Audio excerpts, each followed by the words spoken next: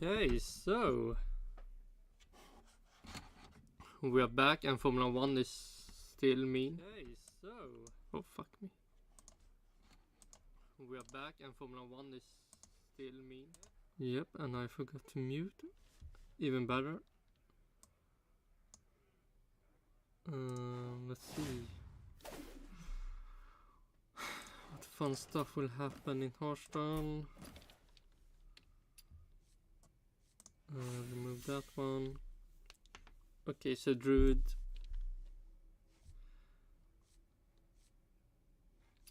And also, this I want to...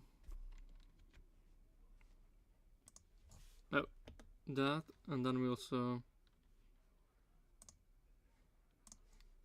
need to have this up. I found out something maybe funny. Fun or depressing. See, where do we have the information?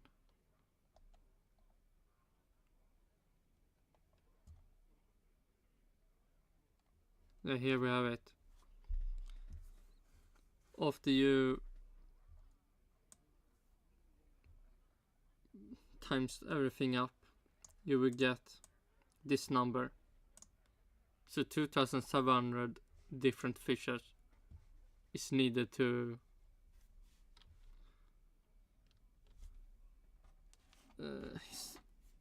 do I have to catch to get every different color and shape and yeah, whatever you need to find.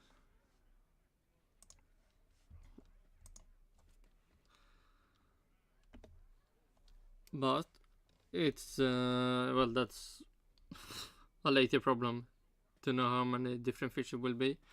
But for now, it will be 2024 Chinese Grand Prix race preview P1 podcast. And let's see what they think about the race. That was... Oh shit, was it Druid? If Druid Mage. Mage can I also play. No Shaman.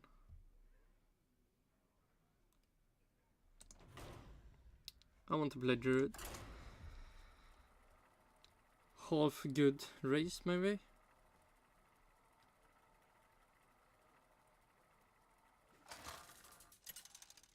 I mean, stuff happen, but also not enough happen. It's weird. But let's see what they think. Hello everybody and welcome back to the B1 podcast with Matt. B1. Did I think to say, but no. Sorry, we are here to review the Chinese Grand Prix, the first sprint weekend of the... I mean, the only why I want to keep this is because this will be so much better if I lose one of them. So let's keep this. The year, and if you hadn't seen already, we've done podcasts that basically cover the lot. If you haven't listened to those, then be sure to go and do that, because today we're talking about the race and the, I would say, solid sort of 6.5 out of 10 maybe. There was some carnage, there was some interesting moments. Strategy was maybe lacking slightly, but overall, not the worst, but not a banger like I predicted. Yeah, decent enough, I'd say. I think that is a kind of decent baseline for a race. The fact that we're not getting these one-stop races is much better, but I think we are just waiting for that worldie that we've kind of missed for quite a while now. But it certainly wasn't a bad race. There was plenty of things happening throughout, like, you know, Alonso at the end, and I guess a bit like Japan really. It kept, with the strategy element, kept things at least happening, even if it wasn't, you know, the battle for the lead we all won or absolute carnage elsewhere. There was at least something going on track throughout most of the race, I'd say. Yeah, I probably wouldn't compare I wouldn't say as good as... The only reason why I kept this was to make this less bad, and then no. Then I still want to fucking be this mean.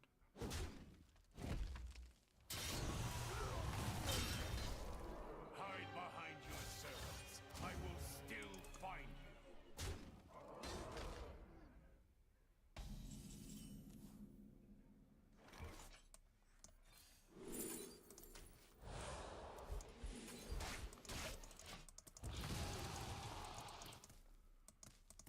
Man, so unlucky.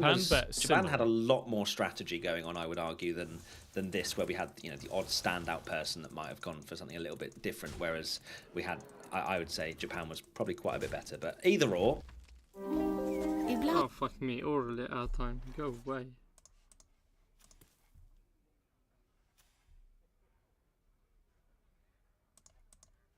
Oh shit! Was not a long ad. Let's dive into most memorable moments and start with mine. And Lance Stroll. It must be Lance Stroll. Most people's most memorable moment, because it was Lance Stroll crashing, but behind the safety car and into the back. Was it really behind the safety car, or haven't the safety car already disappeared?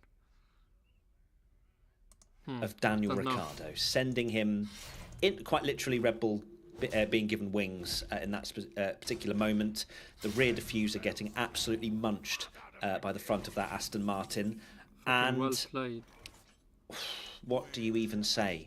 How does anybody defend Lance Stroll in this situation? Now, I will People paid by Aston Martin. Preface this and say it was chaotic. The concertina ring effect. There were, Alonso nearly went into the back of Sainz, I think it was, perhaps. But there were some close calls for sure. But Lance Stroll, I've watched the onboard as well. I'm pretty sure he's looking at the apex when he's going into the corner. He's not concentrating on potential concertina ring.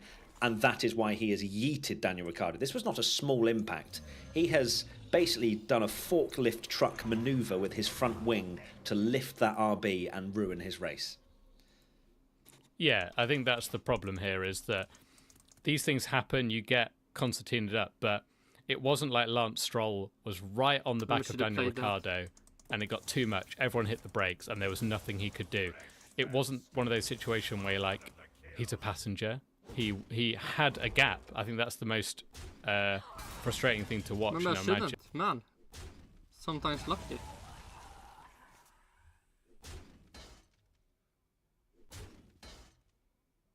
Man, this bot is so slow.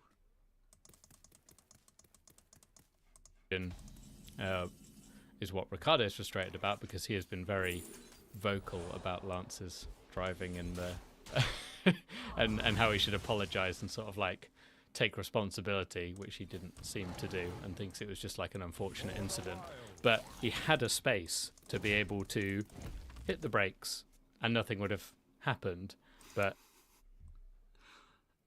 yeah, but it's Lance Stroll, so why you care? The problem was he was looking at the apex, not the car in front, which behind. Fuck is this?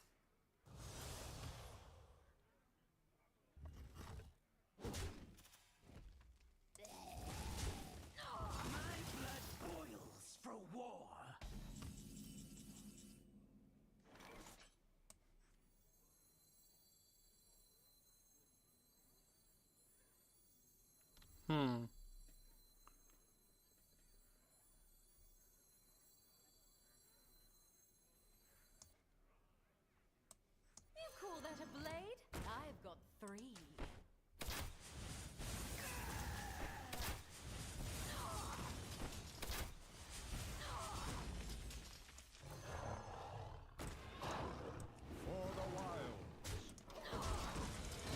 Maybe good. Safety car, kind of got to be aware of what's going on.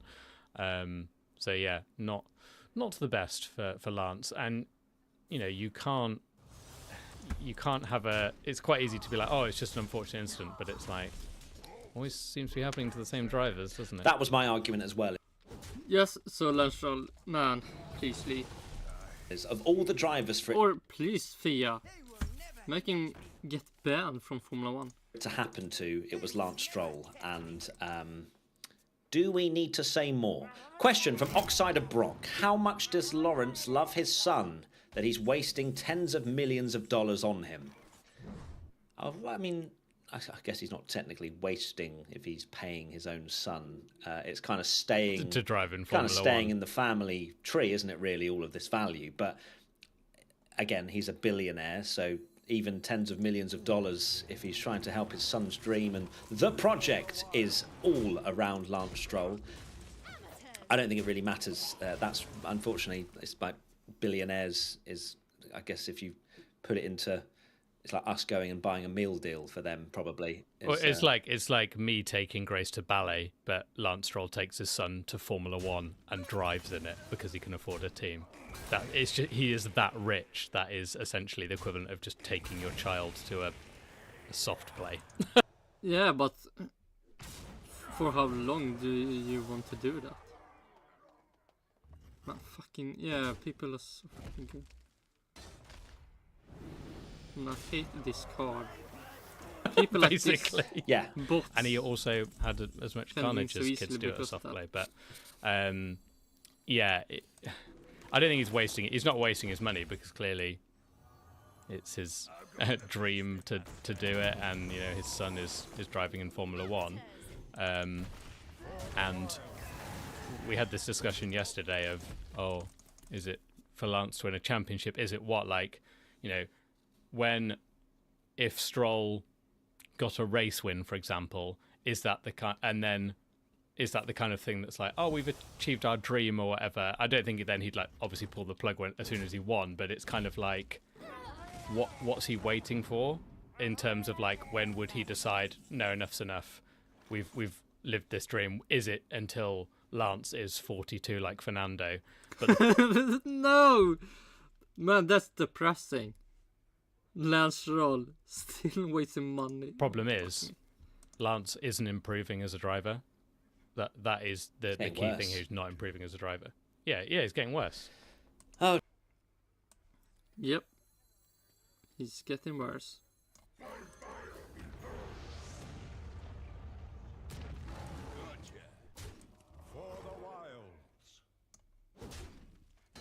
dear. I love how we're already talking once again about Lance Stroll off the back of obviously the Japanese Grand Prix, Unlucky. which was one of the worst races we've seen from him in quite some time, and then to follow it up with what happened in this race. Next question from P1 Patreon member Erin. Should race-ending accidents have a harsher penalty? Logan and Lance getting the same penalty feels disproportionate. Well, it all comes back down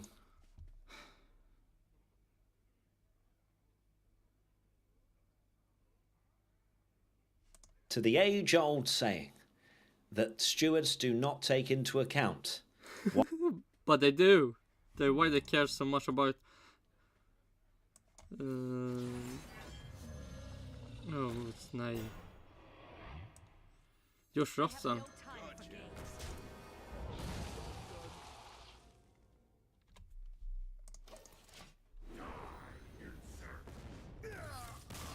what happens after the breach of the racing regulations, i.e. what happens to the driver after the incident. And I think it does open up, if that was something to be implemented, I think it would open up a can of worms where it would potentially, cause a lot of chaos. So, I mean, what case? They already do that. it is The only difference is, the rule is actually you can do that. penalty. It's unfortunate for Daniel Ricciardo, obviously, that he's ended up out of the race. But what do you expect? I mean, Tommy literally said in the Twitch watch along, race ban. Oh no, it's a 10-second penalty. Like, is that what we're after here? Are we after a drive-through? I mean, it's pointless anyway. Not the drive-through.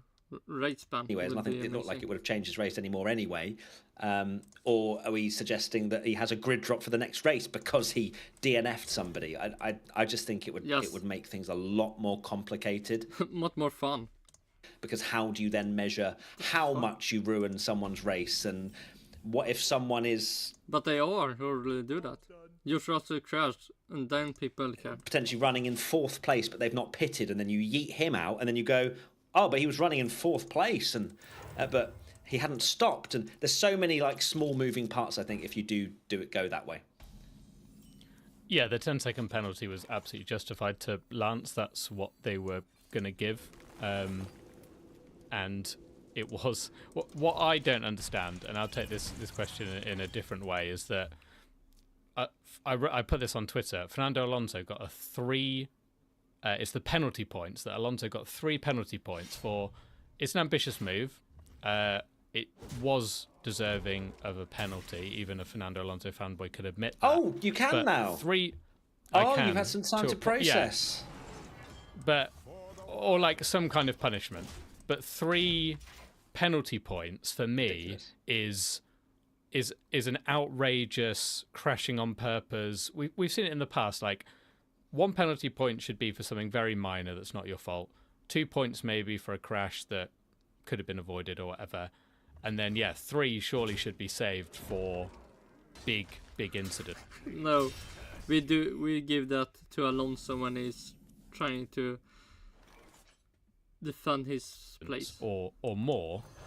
So how Fernando Alonso has got 3 penalty points for an attempted overtake, and yes, it was very ambitious and it didn't pay off, but he's trying to race someone. It's not malicious.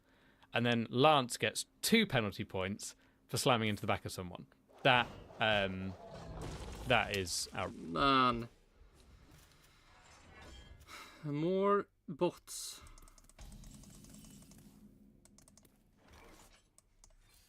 Am I unlucky? Oh, unlucky. 2 less good 4 drops.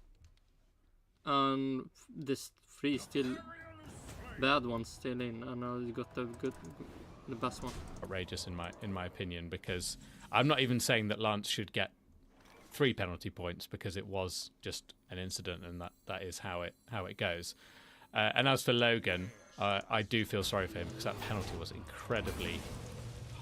incredibly minor. I think a bit like in the Friday where we had the Lando Norris incident, where we said that maybe they've used a bit more common sense. I know it shouldn't have been deleted in the first place, but they could see he didn't gain an advantage, and that's enough. I don't understand why the race stewards couldn't get on the phone to Williams and say, let him back through.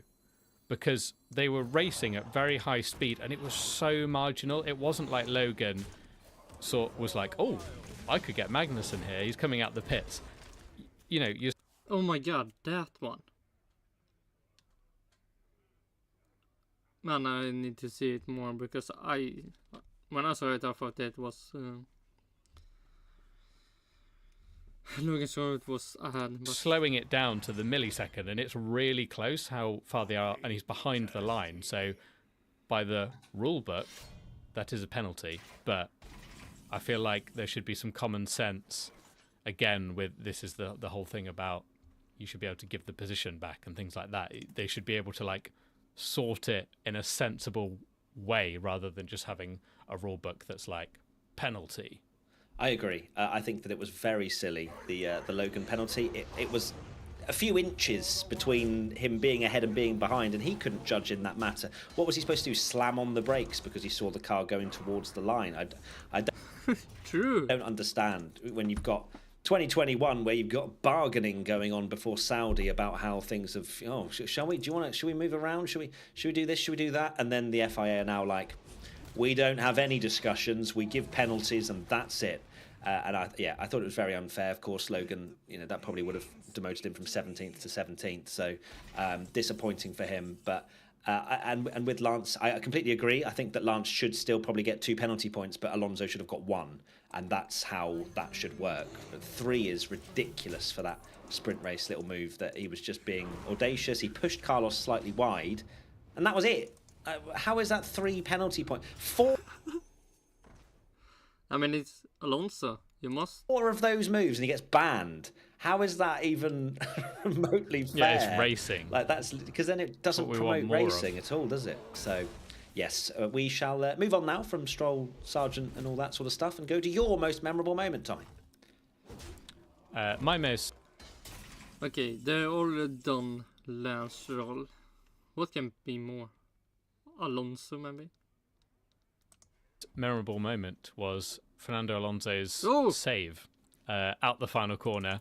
True. Which, when the race was kind of winding down, boy, did that get me up off my seat, and it was such a shock. I did not see it coming at all.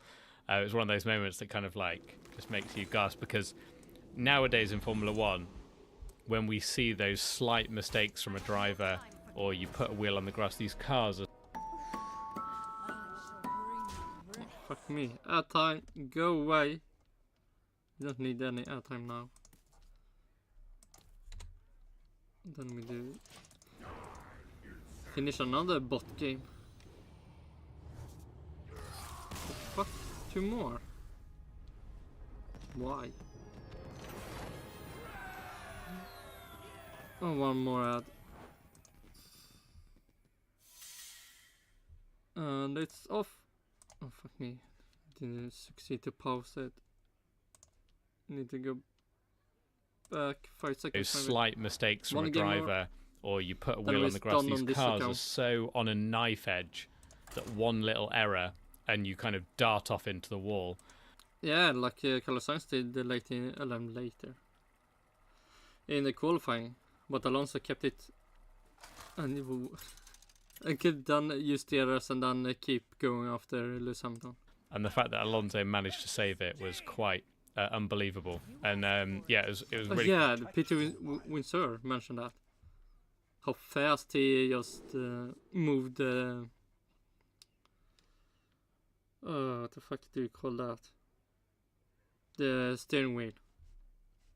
I just to not crash out. Pretty cool to watch him battle through the field, even if it was was because of, in my opinion, a pretty terrible strategy from Aston Martin. Yeah, but they couldn't do so much difference if they wanted to use new tires. But it reminded me of the Chinese Grand Prix back in the day when you had drivers on ultra softs or whatever when other people were trying to save their tires and they were flying through the field and many seconds quicker. So that was quite a cool thing to watch at the end of the race, but the save was quite insane. God, no surprise you're doing a lot. The fuck is... I mean, yeah. Yeah, so that made... that save made... yeah, the race more... What do you say? The fuck... Oh, that word. It's easy to remember that race. Alonso, most memorable moment. Oh, that word. It's, yeah, it was quite shocking, especially when we've seen Carlos Sainz literally been at that same corner in qualifying. And yeah, true. That made you think, oh my god, he could almost have done what Carlos Sainz did, but he didn't. Go into the wall. Does that make Fernando Alonso better than Carlos Sainz? Yes, 100%. Always been so. You can guarantee if that was Charles Leclerc versus Carlos Sainz comparison, it would be all over. So, I mean, it would still be true, even if it was Leclerc. Social media and the debate would be there. But yeah, Fernando, obviously 18-year-old, lots of potential, managed to save the car beautifully. Great for a rookie. Yeah, it was shocking, and I love how he still didn't lose much time to Hamilton that he was trying to pass. Yeah, he could still use the RS and just get, I don't know how many corners after, but he was close. Ahead and then managed to get through only a few corners later. So it was cool to see Fernando come through. Maybe Hamilton is washed through the field, and I'm glad that he didn't bin it. But now the next question is probably more of a talking point, which is from M. Lawrence. Can you explain Aston Martin's... Yeah, really easy. The stint with the new hard tires ended quickly because of the safety car. And the other new tires was the red and the medium. So if they want the new tires, they have to use thinking with Alonso's strategy. I can, to a degree.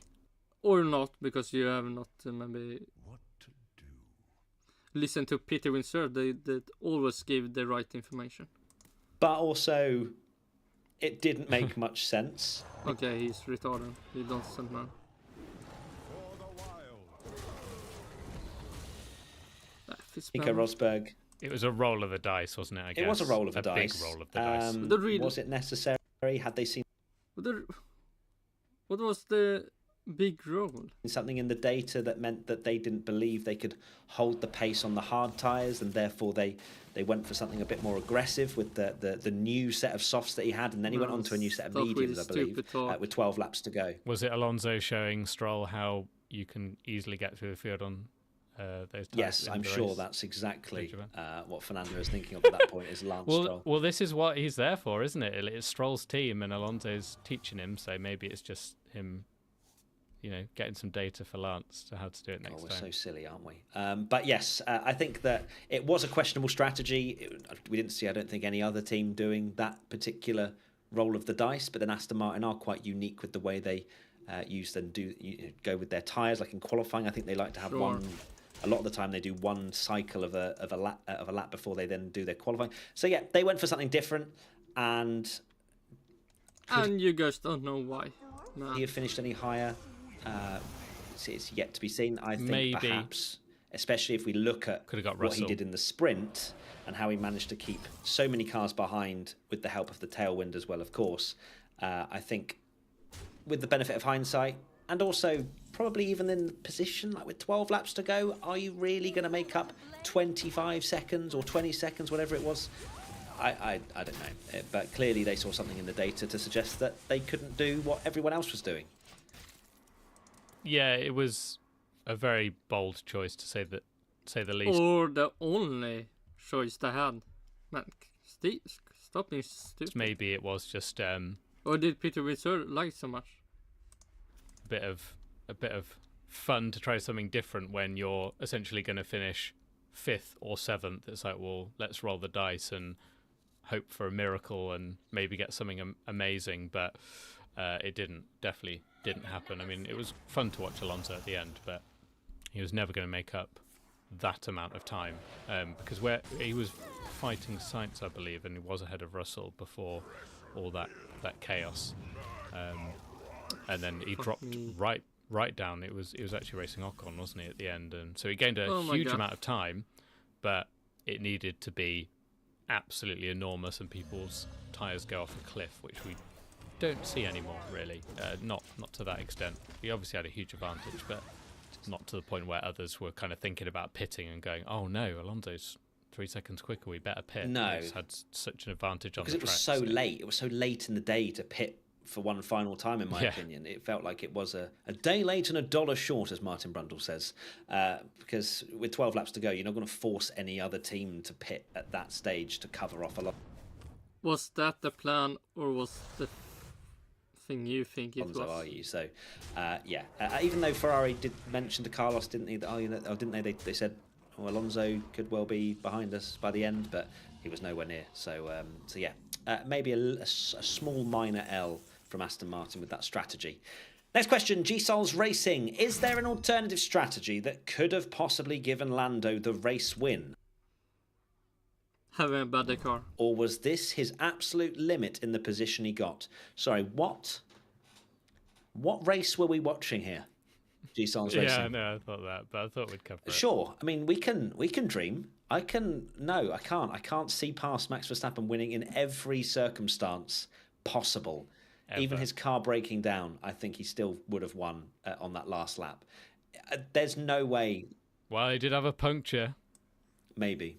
Had to check his tyres. Shocking puncture at the end tyres. Where he gained a second and a half. He gave us a little bit of hope, didn't he, with the team radio, saying that perhaps he needed to check his tyres, and we were like, oh, championship back on. Did that not remind you of the days gone by of Sebastian Vettel leading and also Lewis Hamilton leading, where it's probably just a normal conversation that happens at the end of the race every single time, but F1 like picking out going, oh, this will make it look like he's got a problem. Because when Vettel and Hamilton were in their dominant era, it was always like the last lap and they're like, oh, engine's a bit funny, or oh, my tyres are going, or whatever. And it's nothing major, but they love to like play that radio at the end. Yeah, I know what you mean. Like sometimes there is that, but I think I don't think Max at the end of every race goes, I think I've run over debris. Can you check the tyres, please? No, but they know what they're doing when they pick that out, don't they? We would as well if we were in charge. We'd be like, play the clip now. Yeah. You know, especially Max at the start of the race or before the start of the race saying that there was drizzles. I'm like, bro, where was these drizzles? Honestly. And there's not a question about it. And I do wish we were in charge because my God, some of the coverage was shocking Go again. on, pop off. Where's the mini box for these incidents? Anyone? I think there was one moment where Carlos had a great run on Russell into a corner that's overtaken. We cut to Hamilton's pit stop. It's like, even though he didn't make the move, like I want to see it happening. We need live action, not replays and constant bits of the pit stop. It's just like, please, can we just have someone doing it that knows how a Formula One race goes? What do you mean, though, Tommy? Hamilton was pitting from what to look 17th at. for an undercut. Like, you never know how that could have know. changed the complexion of the race. So irritating, Oh, isn't God, it? yeah. Go on, give me more early morning Tommy. God, I love it. But yeah, I don't think they were horrendous. I don't think there was too much bad with the TV direction. There was a few replays Man, that were thrown when I think these guys together in a hotel room. You never know what's happening. Piastri was getting passed by Alonso was another moment there where we did genuinely miss that one, so that was a bit annoying. But yeah, they still are very much set in their ways of lap 3 replays and all that sort of stuff still, aren't they, as far as And they did in the sprint yeah, as well. Yeah, because that's even better, right? You know, with 19 laps, we definitely need a reminder of what's just happened. Nice. Fuck me, this bad time.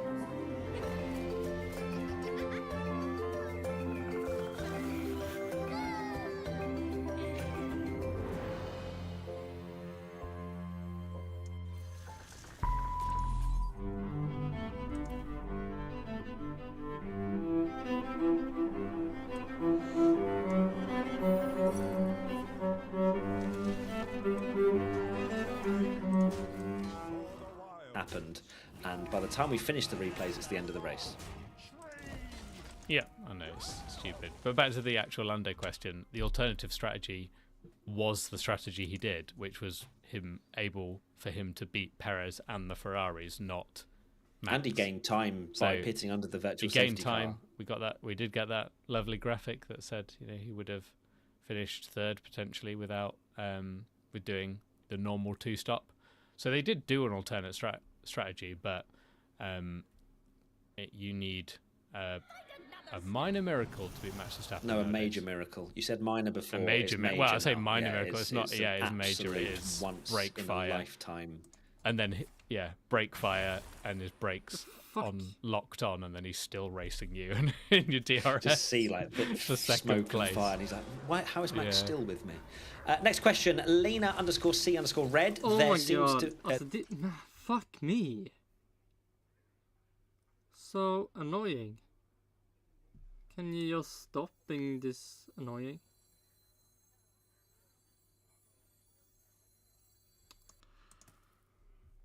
Oh my god. Fuck me. I wonder.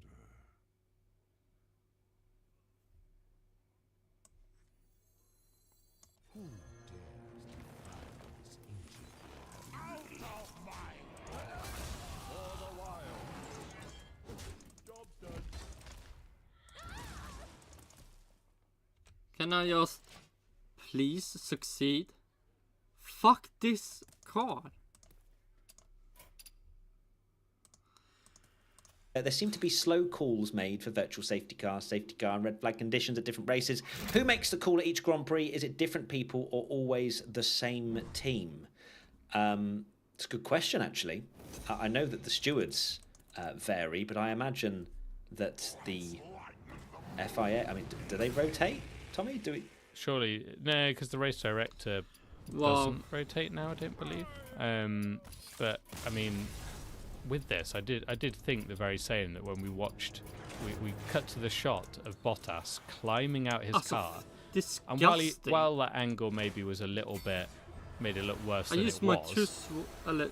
extra You swipe, I don't understand why you early, can't just and then I get fucked by it. like why it took that After I used done the other good card, fuck me, so fucking annoying match. At least it's over. Fuck me.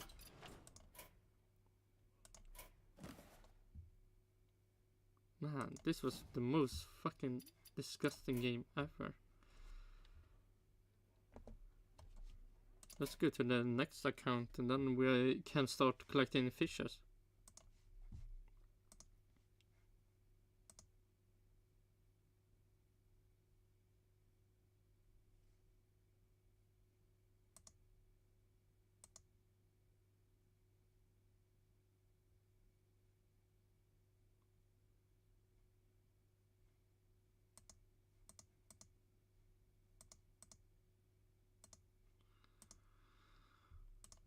Let's get into the next account.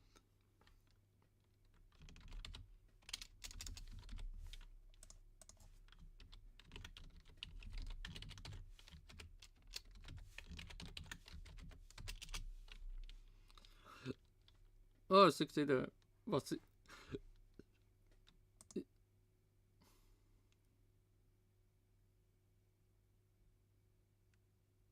Oh no, fuck me. This was the... I need to go to my other.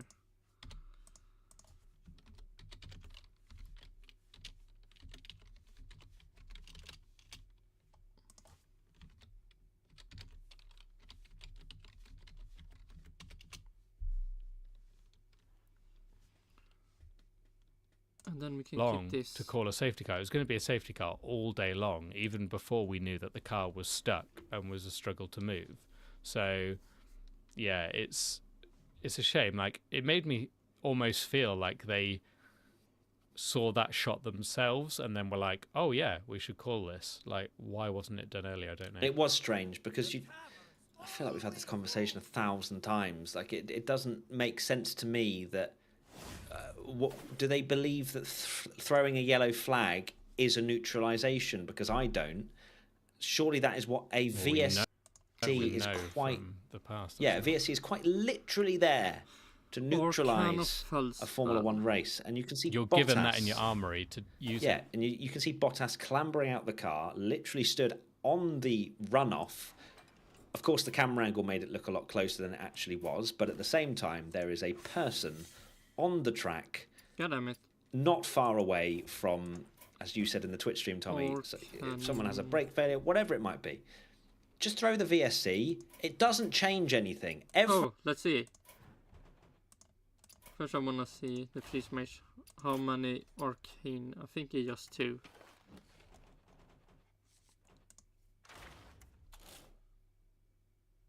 It's frost. There we have arcane, that we have more frost. Frost, fire, frost. Okay, and then we go to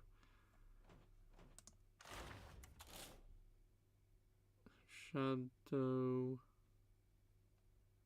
There we have at least one fell. Shadow. Oh my god, okay, so 1 fell.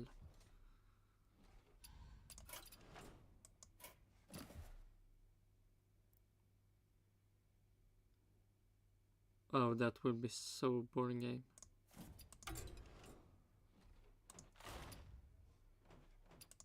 Fuck the druid have. The druid also have some arcane. Arcane nature.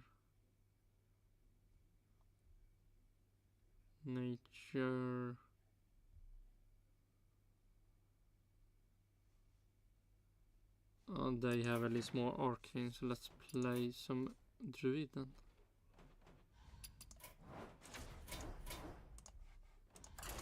Everybody goes down It to doesn't. the same speed.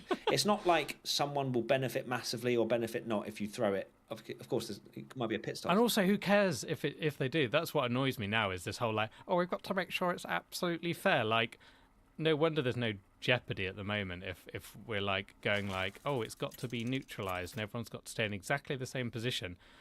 It should be like, we watch Formula One for a bit of unpredictability and stuff. So like, why are they so desperate to keep it exactly as it is and make sure they don't affect the race? Like, they're so. I think maybe it's the the paranoia of the social medias these days and stuff, and upsetting I mean, probably true because they keep sprint race. certain things. You know, it's something that they've talked about referees in football and stuff having that thing, and there's so much pressure on them now. But it goes one way sometimes in your favour, and sometimes it goes against you, and it's just the way it is. And they just need to sort of like be forceful, like Charlie Whiting used to do, and just make a call and just be like, this is what needs to be done.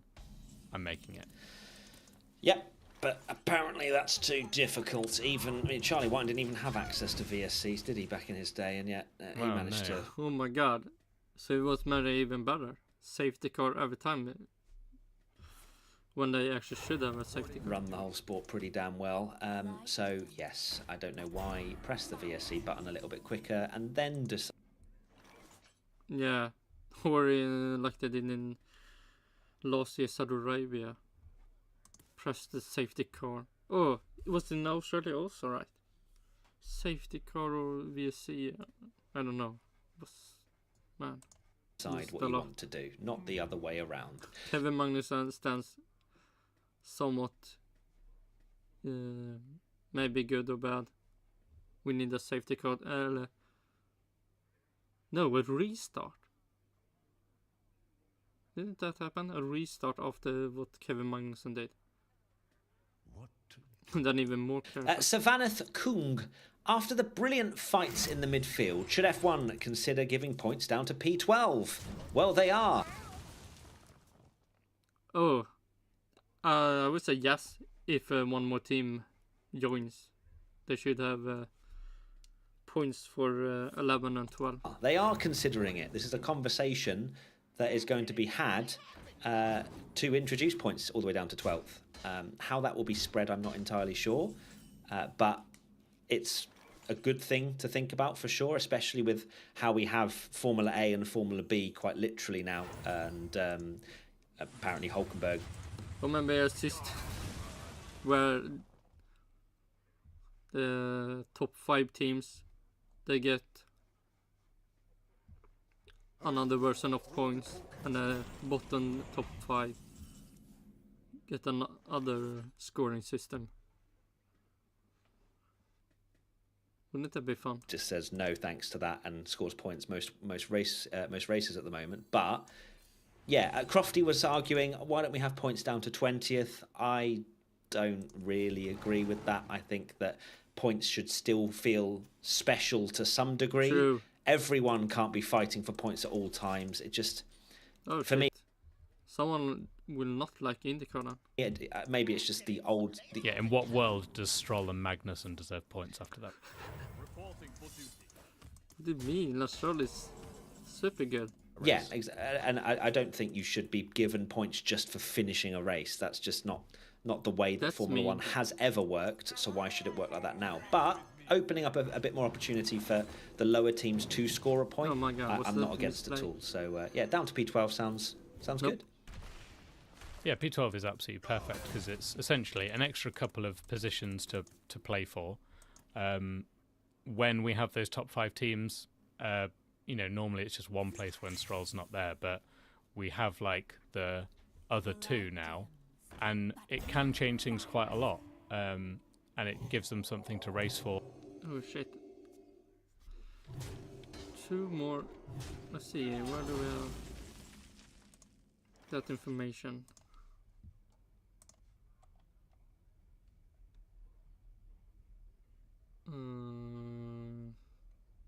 Is there one easy way to see this?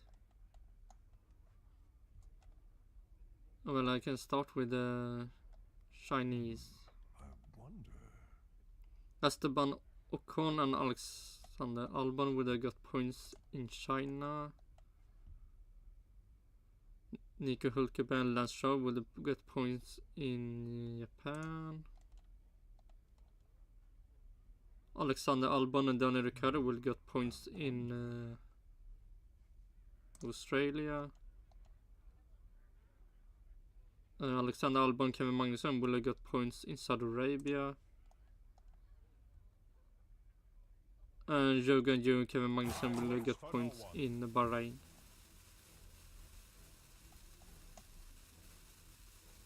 Oh my god, so much more points for Haas then. Maybe that's a bad system. I don't want no more points for Haas, please. The sport has changed so much since you gave the top 10 positions. It's been years and years and years and years. You know, it used to be the top 6, but then genuinely, like, cars used to break down all the time, and it would be an absolute miracle if you managed to go through an entire season without 4 or 5 DNFs. Whereas now, you have 5 DNFs a season, and you're having a shocker of a year, basically. So they need, with the cars so reliable as they are, and the pecking order being those top teams that just lock out the positions all the time. True. Let's have that fight for What 12th. is It makes happening? absolute sense. We mentioned it, I think, Varför after back end of last year. Those 3 And it turns. wasn't just because Yuki was finishing 11th every race, I promise. But Hey, maybe. Fuck me. And I already, man.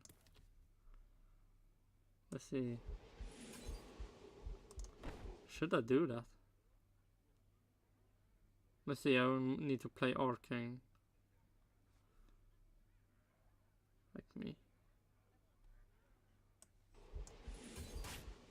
Mind if I roll knee?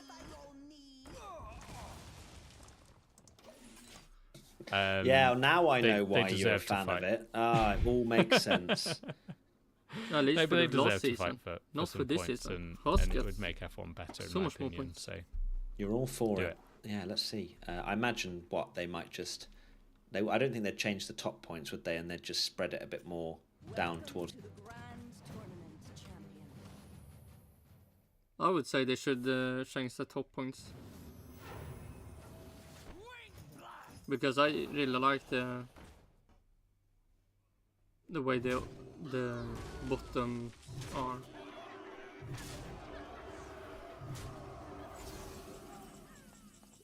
No, give me more arcane.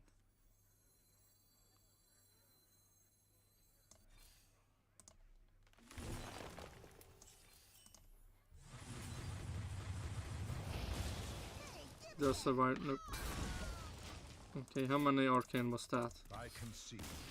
Must be at least 4. Can be 3.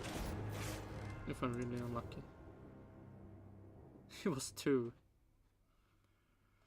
10 more arcanes. Towards the bottom. yeah, which I think is also a good idea because, yeah, I think that's absolutely fine to do that way. You don't want to give like 28 points No, for Verstappen. no, every we don't race. need any. No, because Yes, we do.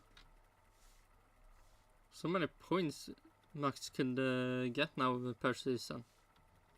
If they change that. he'll win the championship by even more. yeah, So that's very true.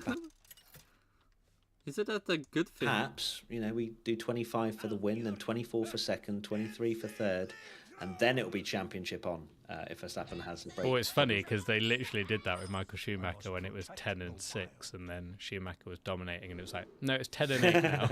And it didn't change much, did it?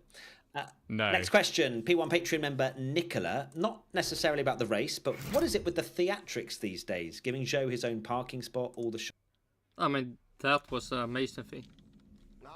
And hopefully also they will be the only one. So this will be a memory for everyone. shots looking like he won the race. Maybe I'm getting old, but it's giving participation award. Now, this is not going I mean, for Jürgen Joe, I wouldn't say that's bad. For Lance Stroll, I would say yes, that would to be go down really well because a lot of people liked the ending for Zhou, and it was an incredibly heartwarming, great feeling. Of the Chinese fans were so supportive of Zhou, no matter what he was doing. He was passing Logan Sargent, and they were I mean, the champion winner after getting by Logan Sargent. He deserved the spot. celebrating like he'd just Spotlight. won the world championship, and that support is amazing to see. Of course, he's the first Chinese driver to race, and so they have celebrated it. It was kind of out of nowhere, I will admit, and I was kind of like, oh, we're giving him a spot now. Is this something that's now going to happen for all home races? But Probably not. And the thing that made it more special, he was the first Chinese driver. So,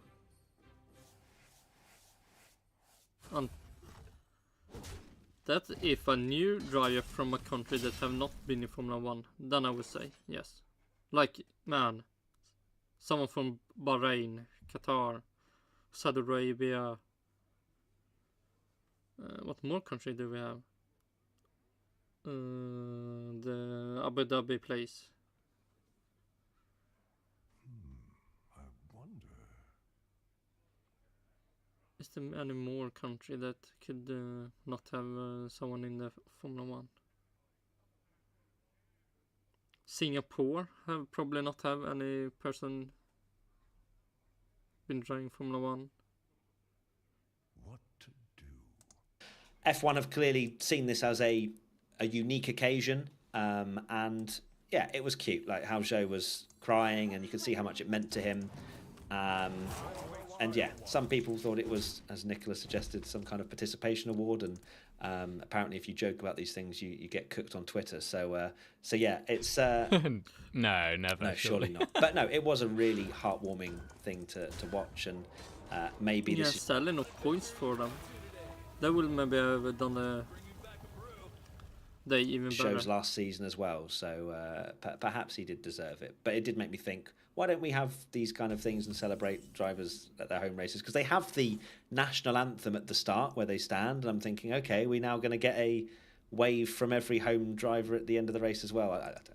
No, only if the first one from the nation in Formula 1. Then it would just be lame. Well, they do. I think a few times they've had the driver stand at the front. I don't actually know what they did in this one because I think I maybe missed it. But they sometimes have like the driver that's at their home race stand, near the front, and it is a unique situation that Zhou, is the first Chinese driver in the sport. We've returned to China after so long of it being away, and for difficult circumstances there. So it is nice, but in my opinion, and that it maybe takes away something if he had scored a point or something, for example. Oh my god, that would have been so amazing. Well, if Carlos Sainz and Alonso can just crash out both, then Jürgen Yu would got 10 point. That would be amazing. And he deserves the praise, the plaudits. He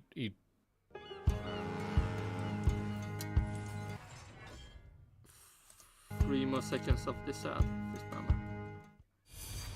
Yes Max Power, vårt tuffaste diskmedel mot fett för att enkelt tackla intorkade matrester. Yeah, go away ad. We don't need you.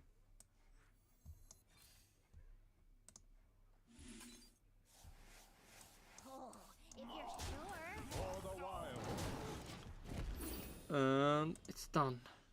And I didn't succeed to post the clip. Fistbandman. Praise, the plaudits. He drove decent enough, but it's not. I don't know. It just doesn't seem like necessary to have that when he's getting cheered every single lap anyway, and that's amazing to see. I absolutely loved seeing that because the crowd are cheering and they're supporting him, and he's on the grid and he's waving, and the crowd are going crazy.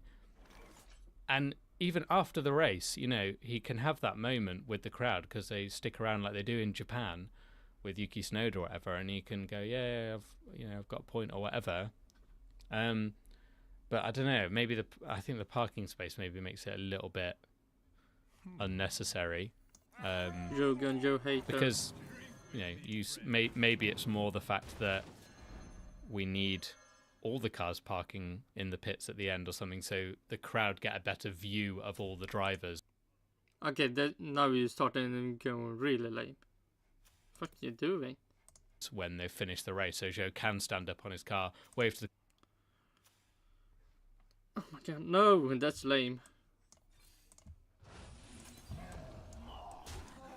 crowd, we get a big cheer, You mean rather everyone on than the grid? picking him out On the grid, sorry. You said as in the pit. pits. I was the like, grid. how are they getting a better view from there? Sorry.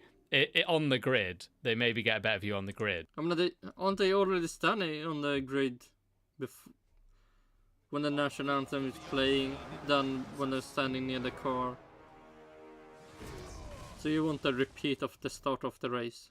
So maybe that's the solution to it. But for someone to have their own special spot, I don't know, it just doesn't... It maybe takes away from more...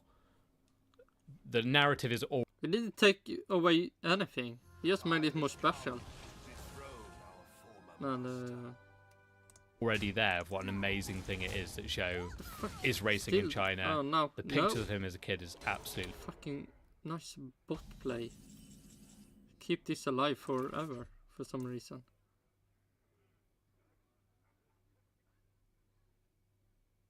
Let's see. Yeah, I should do it now.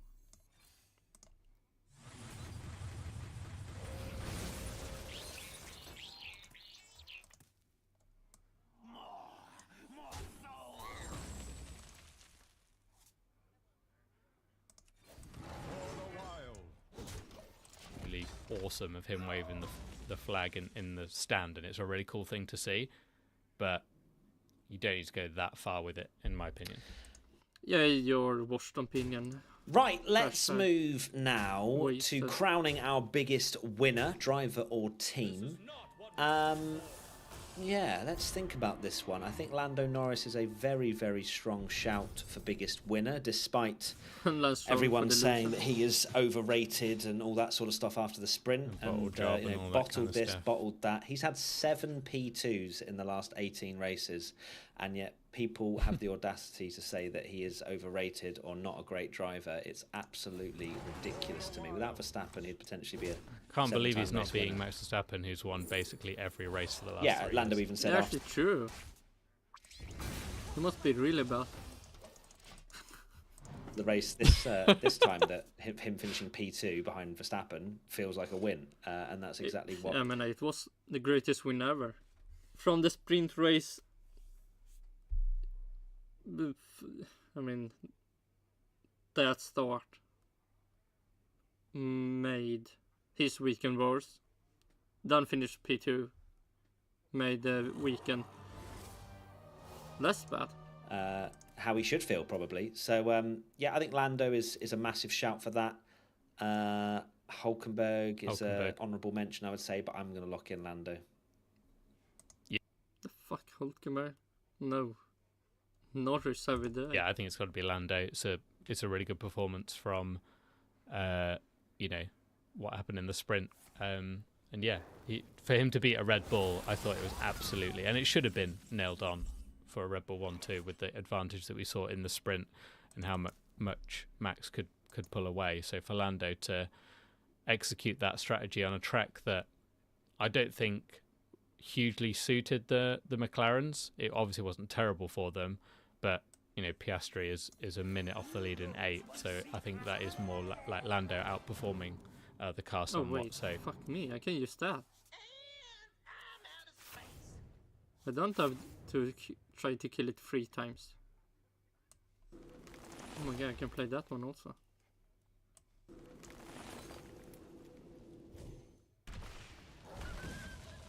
Oh, the Reno's gone. Fuck you, bot. Oh, and that one also. Sometimes really lucky. The fuck should I more play? Should I use it? 4 more cards can be gone, but 2 cards will be gone for me.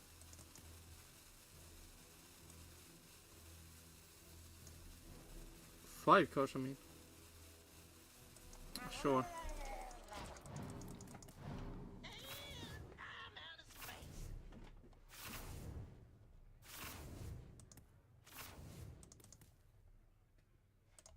yeah, it's really impressive. Biggest loser? Oh. Lance Stroll, come on. I think Lance Stroll might win this one by quite a margin. RB, I think, definitely deserve a shout as well for both double DNF for them, but they had Danny Rick had reasonable pace, but What the fuck I did think it this has to mean? be Lance I'm- Stroll for me. Draw a card. For me, I'm going to throw a rogue one in, but I think it actually makes a lot of sense, is Kick Sauber, because I think the pace they had for them to leave with an even bigger deficit to Haas is quite shocking, really, because I think Bottas in particular, it wasn't obviously Bottas's fault because his car broke down, but the pace Bottas had all weekend, I think they absolutely, a point was there to be had. And for them to not score a single point from this weekend and has to pull away further, it's pretty shocking for them, I think. Fantastic shout, Tommy. Okay, yeah, I think that... I mean, they could maybe have got points in the sprint race.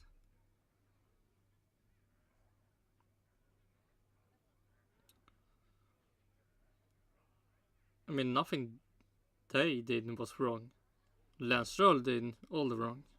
So I would say still Lance Stroll. It is a shame because Bottas, I firmly believe, would have probably finished 10th and beaten Hulkenberg. Yeah, he was And the present Ricardo could maybe have got points. Definitely right flying there, about a second and a half behind Hulk, I think, at the time of when he DNF'd. So big shame for Bottas, and you do wonder when is the next time one more card Sauber are going to be any good again. But well, finally did a decent pit stop for him as well, and then the car broke I know, down. 3 seconds or whatever it was, which is wild. But okay, let's see, how does this work again? I start with a turn, increase the damage of by 1. Okay, so I can kill them easy then.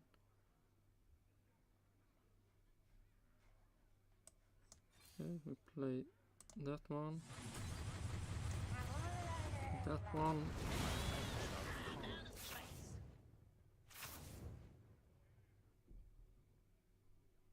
And that was maybe more a misplay.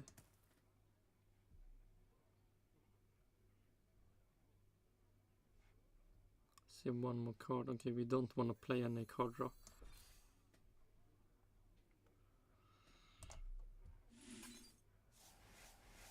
Now we maybe want to play Let's card draw. now reflect on how we did with our predictions, which we made earlier on in the week. It is 11-10 to Tommy at the moment. Oh, God, I was so good and happy with this after the sprint. Biggest good surprise, Lewis Hamilton. Now, I mean, it was biggest surprise. Finish 2 in sprint race and then finish... The fuck you do? Why not take that up? hear me out. Doubled his points tally. That is biggest good, surprisingly good. Like, imagine the scenes. Sprints are so difficult to judge, aren't they, when someone does so well in the sprint and is so terrible in the... Doing well. He didn't have to do anything. Alonso made all the work. in the race. Yeah, I think that, he's got a lot of points. Because it is polar opposite, really, in terms of sprint. Yeah, because sprint, 100% he scored slam points. dunk. It's a biggest good surprise. I'm going to say half a point. What do we think? I think we have to open this one up to the fans again. Come on. I think we it's just accept half a point and move contentious. on because Half points. We're back on the I feel half as though point half train. a point is fair when it's a sprint, and Hamilton was so good in the sprint that I feel as though that could be a way of figuring out that kind of thing when it comes to my All right. points, not for We'll yours. accept it for now. We'll see at the end of the season. If this half a point changes everything, then we might have to reflect on it. But I'm not going to allow any reflection of this. So it's locked in. Thank you very much. What's yours? Mine is Alpine. I went for biggest good surprise, and they finished 11th and 13th. That is actually a surprise. After summer, they might be finish in the points. Which is basically Fuck me. their best finish of the year. Oh, it's nature. That Okay, I is didn't quite do fun. any wrong. They did very well. No, but no one's scoring points. Okay, let's see how many or can have a play now. 3 more, so 7 Really, more. in that bunch. What, Taking like forever. You going for a point now, are you? I think it's definitely half. Oh, okay. Whether it's a full point. You said that with so much. It's definitely It's half. definitely a half. I'm trying to convince myself it's half. 11th and 13th for Alpine is actually they were Ocon was 2 seconds off a point. He was. And I thought they'd be abysmal. I'll allow half a point. Yes, I'll allow half a point. Wow, look at us. Hey, in agreement. That means you can't come back to my Hamilton half a point now because I've given you half. Okay. Biggest flop. Biggest flop. Let's see. I think he said Yuki Tsunoda, and I don't remember him. Oh, for God's sake. I went for Yuki Tsunoda. Oh my goodness me. Maybe he should get double points because it happens twice. He's had such an amazing season, and then I got the bad juju vibes, and here we are. He had the worst weekend I can remember for quite some time for Yuki. Yeah, it went so bad for him that he actually managed to be bad in the sprint, where you can argue that he was a flop. So, and then to get taken out the race as well is like normally the other kind of flop. So he kind of double flop. And he got double out qualified by Danny Rick, which hadn't happened at all this year so far. I think that's 5 points. Yeah. Just changing the rules. Yeah, it's a good one. Sure, So 5 done. points. I went for Oscar Piastri, which I think is borderline floppy because God. he has finished. No, I think it's more. I think it is definitely a flop. 43 seconds off. Finished But he did have 43 significant seconds behind damage, let's not Lando. forget that. I know, but He was quite slow well, before you can then, to be argue that is floppy to get True. yeeted as well. Where's that floppy? And yeah, he's finished Yeah. 8th when his teammates finished Yeah, I second. think that's he fair. full- Yeah, he you got can have someone the point. Well done, hope you're trashing happy. Sprint shootout. I went for Charles Leclerc, that didn't happen. Ferrari, where was Right, for Carlos your Sainz, didn't pace? happen. This Fucking out time. Go away. Förbjud gräs! Kom igen, det måste finnas någon till som är ponnlöka. weekend. No points for the sprint shootout predictions. Sprint winner, I went for Max Verstappen. It happened. Correct. Give me that point. Thank you. And I went for someone else not to win, so it's 0 points. I went for Carlos. And then pole position, I went for Max Verstappen. I went for Max Verstappen as well. So points there, love that. And then our top 3 in 3rd place, I went for Perez. Give me another point. Damn it, I went for Leclerc. If only he wasn't so Washed. washed and kept Very P3. washed. And then 2nd, I went for Leclerc, which did not happen. Could have happened. I went for Which Sainz. did not happen either. And then Max Verstappen, I went for the win, and we both got a point for that. Easiest point. Well done. And then our one crazy. Can I throw something into the mix? Go on. Because we gave half a point each to ourselves for biggest good surprise. Just for I know people thought this in 2021 as well. For my OCD, can we just get rid of the half point so it looks nicer? I just have one. We'll just take one each. Fine. Good. So that has Oh, we haven't finished yet, bro. put One you crazy prediction. into the lead. Oh, sorry. Sorry. Jeez, Yes. spoiler alert. I mean, I forgot. I know I ne- in my head they were the I know fan ones, neither weren't of they? us have actually You're really scored, forgetting. but let's go through it first. I went Okay. for it will be a banger, and everyone realizes China is underrated. No. Hello, what the fuck? Half good was it? But what about Not the enough of a sprint? banger. No. The sprint was pretty good. Half a It point, which wasn't a makes banger, 1 though. point. Thank you very much. Sprint race Okay, was 0 points. man. Carlos Sainz not getting past Alonso. That was so lame. It's fine. It wasn't a banger. And you went for And I backed Lance Stroll, which of course means 0 points. I went for him making Q3, which he yeah. I couldn't love how you manage, literally even tried when to Hamilton was get out. through the loophole that you originally wanted to say he got out of Q1, which would have been absolutely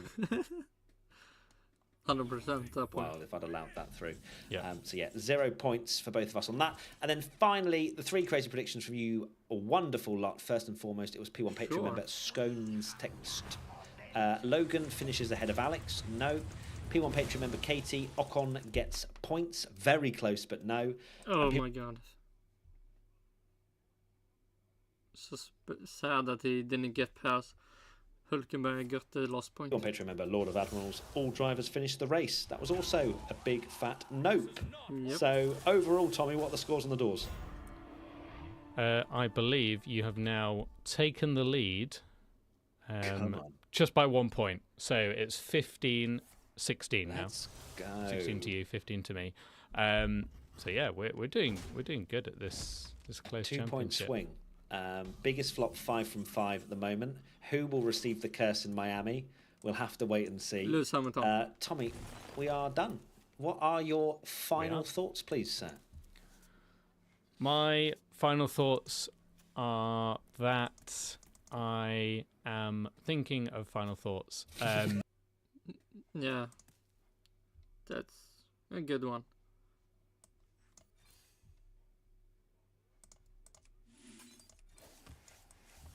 I mean, something more interesting you should be able to say. That it's another sprint in Miami, which Yeah, another sprint. Isn't that fun? Sprint races. I find a bit weird actually to go double sprint. Not sure I'm a fan. Because I did like the sprints being a bit novel occasionally when there's like a nice gap. No, But to do back-to-back strip, it was not good at that time either. Sprint Sprints, races have in my never been good. opinion, is a bit weird. Back-to-back strips is a My very brain- different My thing. brain's just gone. Final thoughts now. Switch off. However, it's weird that you say that you're not a fan of sprints when you only get one practice session. So I'll remind you of that, and then all of a sudden you're back on board with sprints. I like the old format. Bring back the 2021 format. There we get the one where everything counted towards one thing. That's what you enjoyed the most, and maybe they will. We'll see. We'll be doing our F1 today. You want it separate? You don't want it separate? Man. You can't.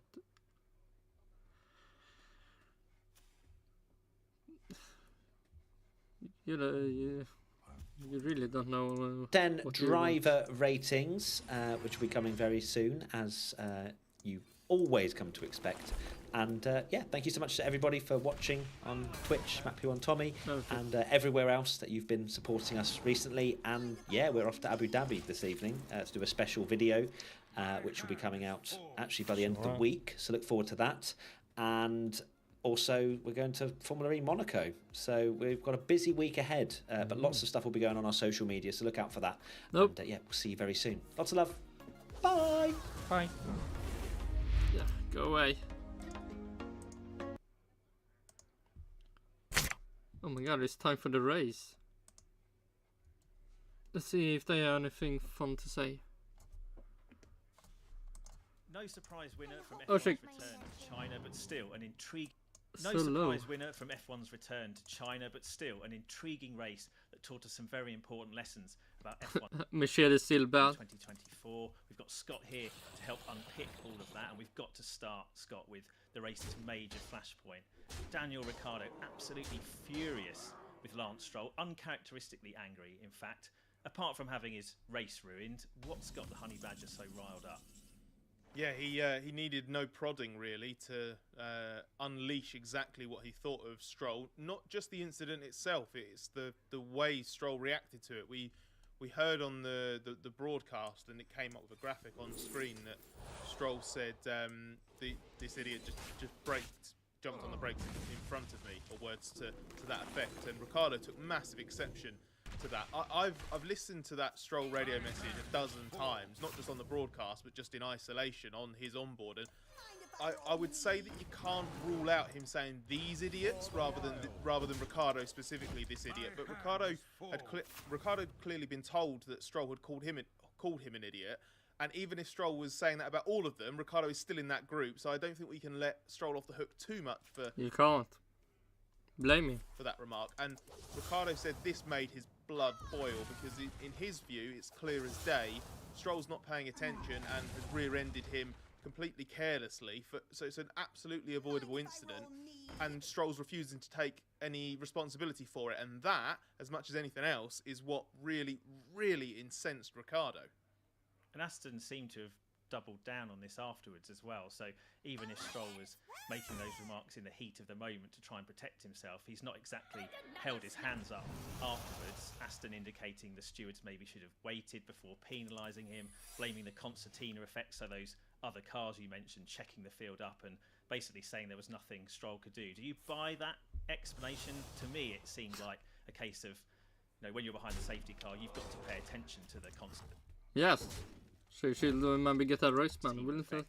He could have maybe dived to the inside if he thought he was going to rear end somebody, but he just kind of careers into the RB and lifts it up. Is it a case of him just not paying attention? Yeah, so there was initially, when we first saw it, I had a bit of sympathy for Stroll, and I thought he just had it. When you have that concertina effect, it always gets worse when you're further back in the train of cars. So I did wonder if that's what had happened, but I reviewed it extensively afterwards. I looked at his onboard, but I looked at the onboard of every single car in that train, going to Alonso, then George Russell, then Oscar Piastri, then Ricciardo, and then Stroll himself. And it's really clear everyone else manages to slow down. They're paying attention to what the car's doing. Stroll hits... Alonso was a questionable what happened there. But he didn't crash into anyone. So hard. And you can see his helmet does look to the right as he's approaching Ricciardo. So I think Ricciardo's spot on. I think Ricciardo's spot on, and all Stroll's doing is looking at the apex. He's looking through the corner. He's expecting that corner to go even behind the safety car as they're about, or not behind the safety car, but as they're about to restart. When this happened? Fuck. I'm playing a deck with a lot of draws, and he draws more than me. The fuck? Drink with me, friend. Let's see. I should. Let's see. Have I? Yeah, I should be able to play that one. Like a normal. Time waits for no one. We save it. We do this. Start after the safety car. He's expecting that to go as quote-unquote normal, but it doesn't. Right. So Stroll's right in that without that concertina, without the backing up the actions of the car in front, there won't be an accident. He is right, but he's relying on it going as normal rather than being prepared to react. And from what Ricciardo was saying, I mean, come on. Give him a race ban. Or maybe not a one race ban. Formula 1 ban. Agree. And so someone actually good can be in the Aston Martin. Verdict as well. They make it really clear that Stroll effectively wasn't paying attention. If he'd been prepared to slow down, if he'd anticipated something happening the way. Okay, yeah, quite now. 3-4. 3-4. Oh my god. Okay, he 100% will die.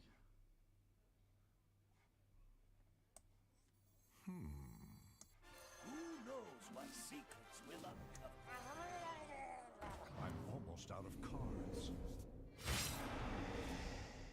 Out of cards. Time waits for no one. Oh. Nice.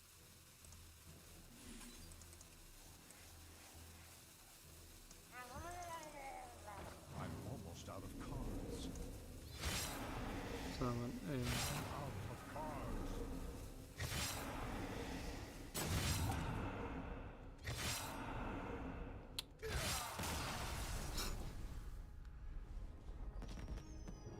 Man, how did I win that?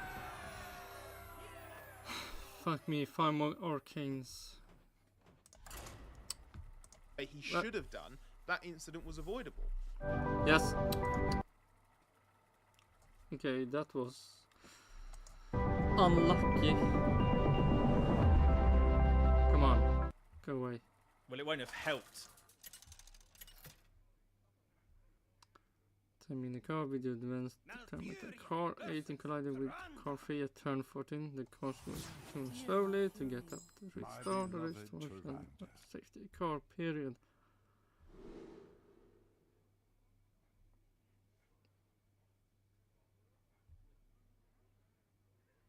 The car front car slowed to take the corner. Nope. And also tried to mash up it. No, it didn't.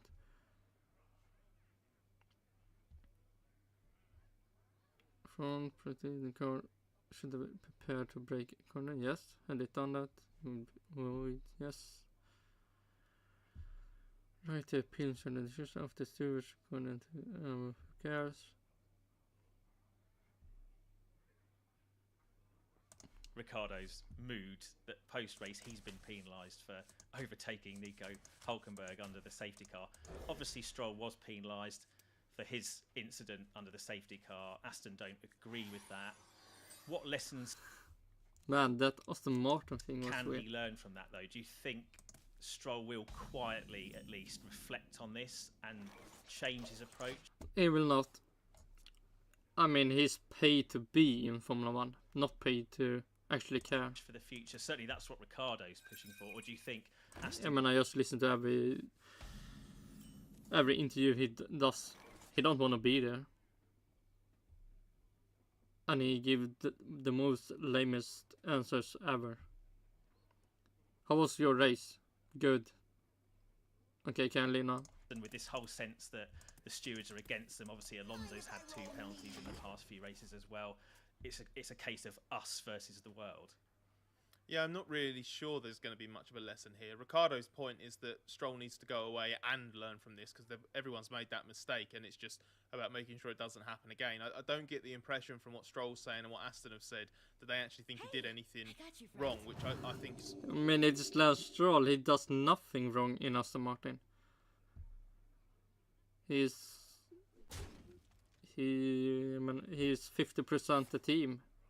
Without Lance Stroll, the team wouldn't work. Quite concerning, and it perhaps shows a bit of a limitation on Stroll's side, an inability to sort of reflect and be able to say, yeah, okay, hold my hands up, I was wrong there. I think... Oh, misplay.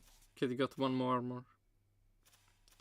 Ricardo's got his own lesson to learn from here. As you mentioned, his own safety car infringement. He overtook Nico Hülkenberg. I think he was repassing Hülkenberg because he thought that Hülkenberg had wrongly overtaken him behind the safety car previously. So now the irony is that Ricciardo now gets a 3-place grid penalty for the next race because obviously he'd retired from the Grand Prix, so they can't penalise him after the fact. Stroll got his 10-second penalty in the race while he was still active. Kind of Really? That's how should fucking have a race band. Fuck is this? no meaningful consequence for Stroll, and a Ricciardo, for a separate incident, is the one that actually ends the race with the bigger punishment. Well, moving on to... That's fucking retarded. Fuck Lance Stroll. Further up the grid, obviously no surprise winner from this race, Max Verstappen won at a canter, but a surprise in terms of who finished second. Lando Norris, a great performance. McLaren suddenly on form, more like the end of 2023 McLaren that we got used to seeing and we haven't really seen so far in 2024. So where did that... I mean, this is amazing. The only thing I want to change is remove them, put them like here, and then we have Williams here. Or maybe Williams up here. Then Formula 1 will be the best season ever. Or maybe Red Bull doesn't... Oh fuck me, I need to play.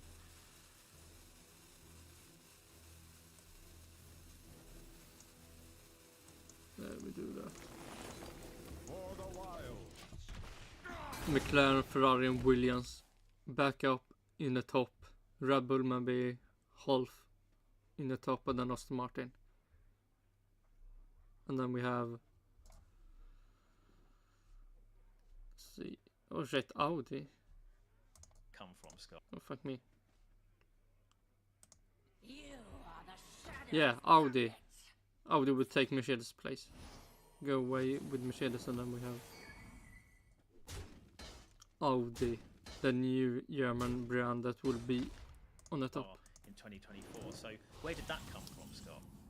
Well, I'd love to give a really specific answer, but then I'd know more than McLaren does, because McLaren and Lando Norris don't really understand why they were so competitive this weekend. There are a couple of theories. So McLaren has been sort of second or third fastest over a lap so far in 2024, depending on the circuit, of course. Sometimes it's been a bit worse than that, but the pace has been there over one lap. But they haven't had the race pace of the Ferrari. I feel like they've just done a better job of executing on Saturday. So that is, I think, the third fastest car in Formula 1. So this wasn't, miles. And where is Mercedes? Are they below or for it's better Aston than we've Martin. seen before. But the race pace was really strong. That was the surprising factor. They didn't seem to be chewing through the tyre at the rate of other races while running at the pace needed to be in front of, say, the Ferraris, or in this case for Norris, Sergio Perez in the other Red Bull. And yeah, a couple of theories about that. Wouldn't want to say this is definitively the reason why, but I think one of them is the fact that unexpectedly this weekend, the track, which is normally front limited, was more rear limited. Everybody was struggling with overloading the rear axle. Tyre temps were through the roof at times for different cars through that Grand Prix, and I wonder if that helped McLaren in a way, because there wasn't that front end limitation, and we know that they really struggle at slow speed in particular, so maybe just the rotation was coming a little bit better than they thought, and others were limited more in a way that they didn't expect. So that could be one thing. Another element is that the track's been weirdly kind of not resurfaced but had some treatment done to it. That early in the weekend we were hearing reports of grip changing corner to corner, but also through the corner as well. So it could have been that actually the reality didn't match up with McLaren's expectations for how that car balance would be through the corner. So all of that adding up, maybe McLaren just got more out of their car than expected, and others were held back more than they expected as well. And the upshot is, via a great drive from Norris and some opportunistic work, a surprise second place and a split. Yeah, and hopefully it will be more second places for McLaren this year. And maybe, hopefully, our race win. I mean, that would be amazing. The first win for Norris. Of the Red Bulls pretty much on merit. Yeah, really impressive performance, and obviously caught even them by surprise. Does that thing you mentioned about the limitation in terms of the tyre moving from front to rear axle explain also why Ferrari weren't quite at the races? So far we've got used to them effectively being second best and Red Bull's nearest challenger, so if Sergio Perez is not going to finish second behind Verstappen, you'd have expected Charles Leclerc or Carlos Sainz to be... Yeah, sure. Maybe Charles Leclerc. Carlos Sainz now. Stop coping with Carlos Sainz. But yeah, Ferrari didn't have a good race in China. Let's see, Miami will be after this. Oh, Imola. Oh, Monaco. That's I hoping really much that Leclerc will win a race. Monaco and Azerbaijan.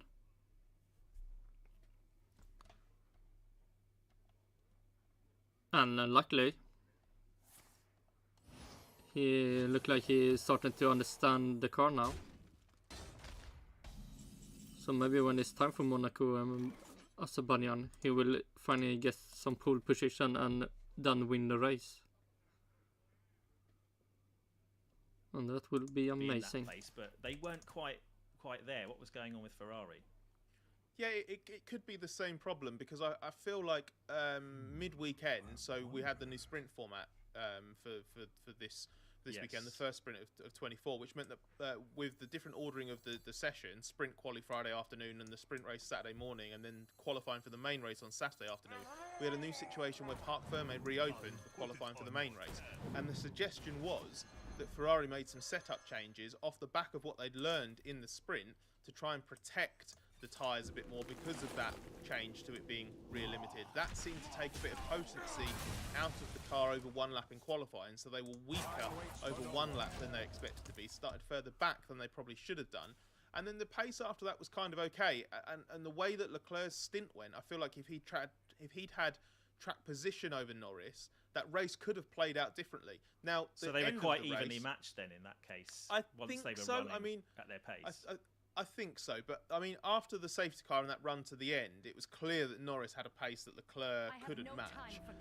So it might well have been that Norris would have had just about the edge and maybe could have done something about it, roles reverse, but the pace offset might not have been so much that he could have overtaken Leclerc on track. We will never know.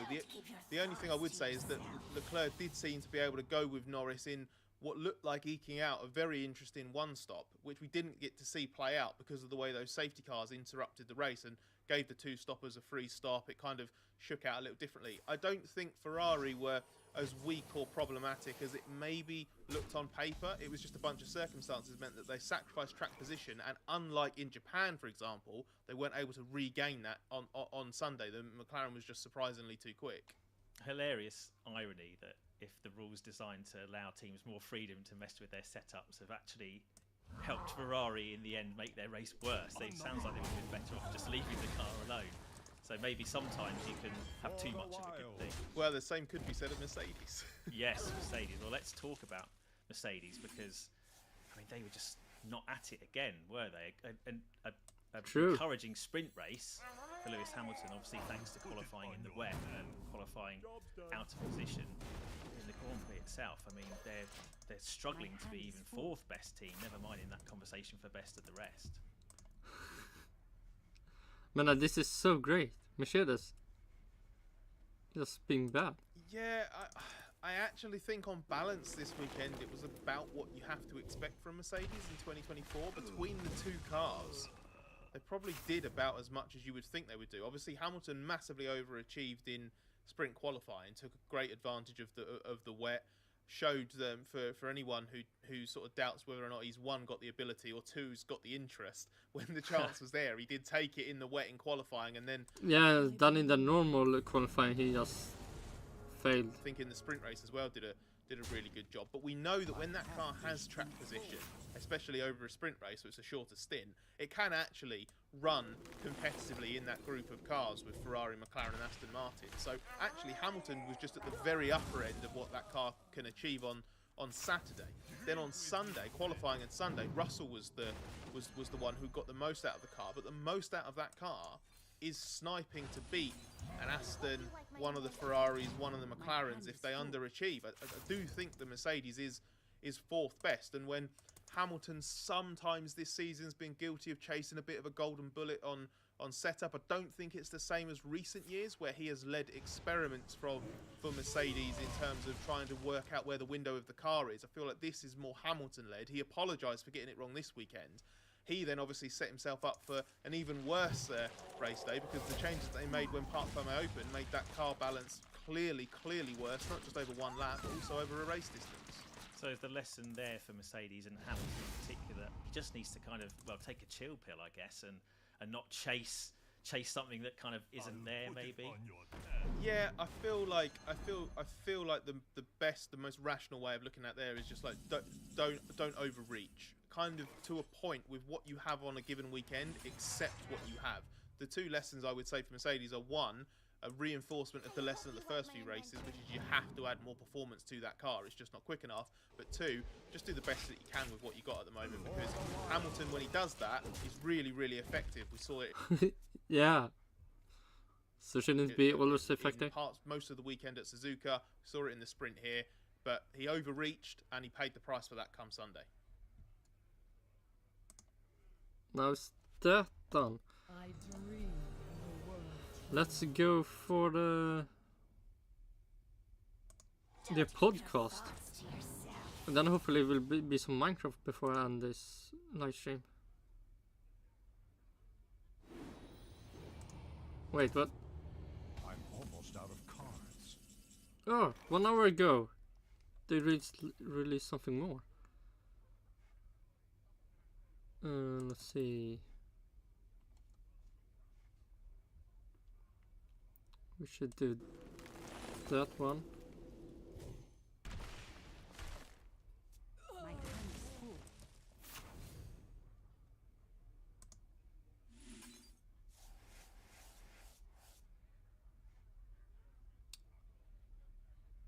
And then we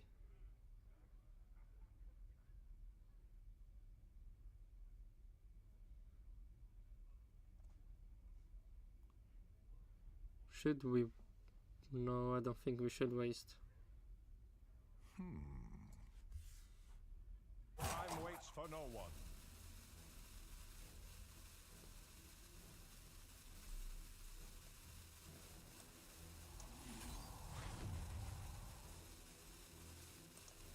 For the wild. You're sure? Oh, that was a misplay by me.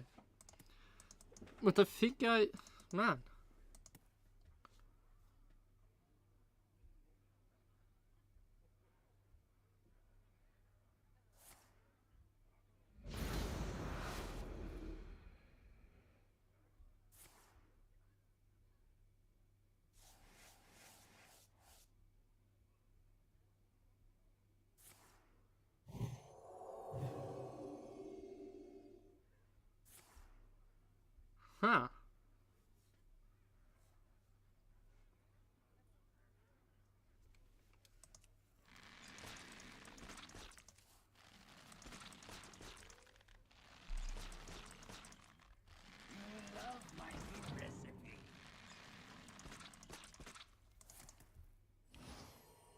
fuck will this game out?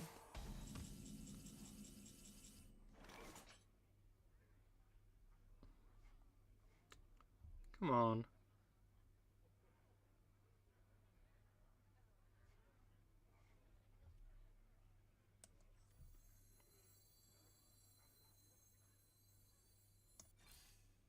No, fuck me. Free card. Oh my god.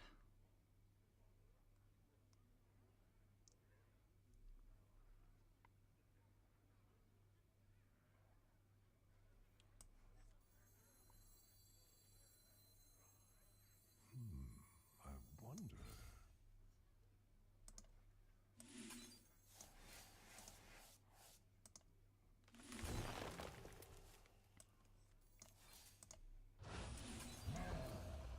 Time waits for no one.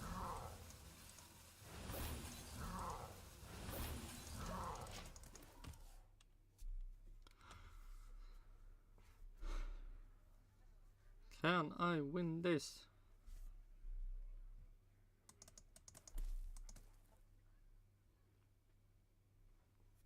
I mean, I think I will.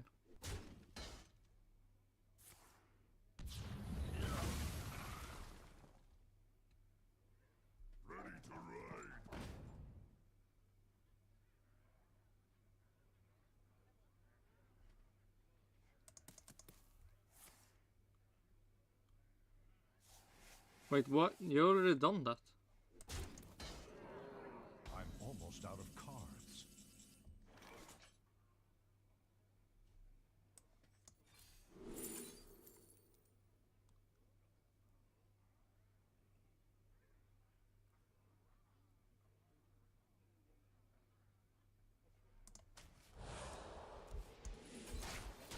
For the wild.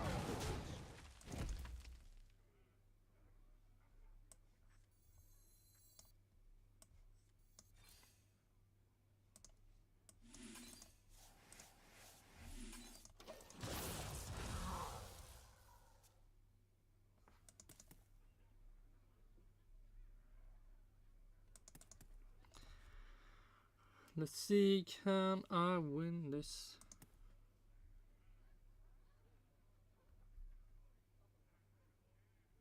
And that's so annoying. I think it should be... Huh. Care to dance with death?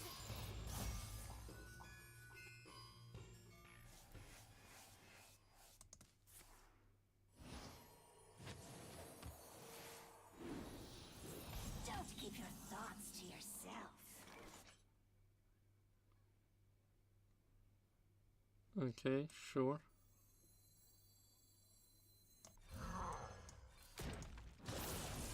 For the wild. Oh my god. I feel like I can actually lose this.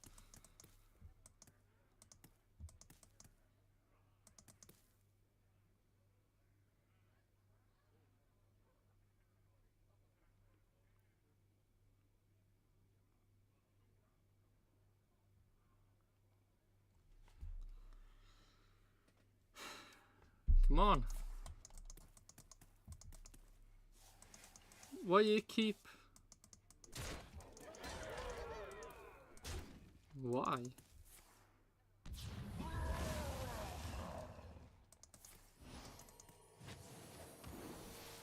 You are the shadow's puppet.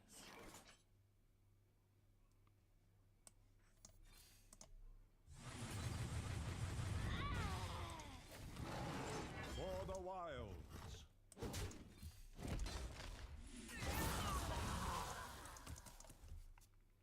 Okay. Am I winning now?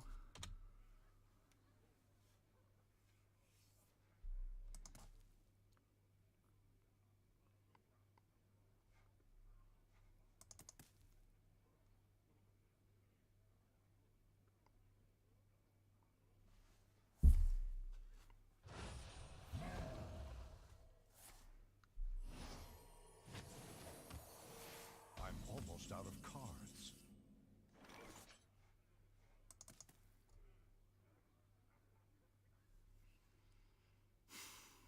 Really?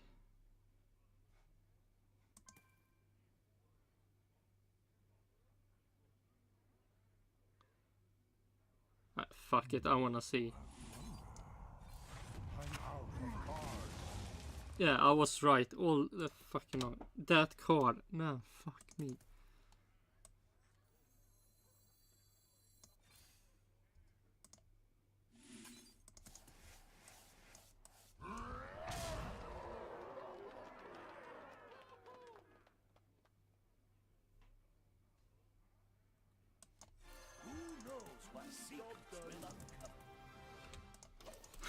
Man, this took so long time to get.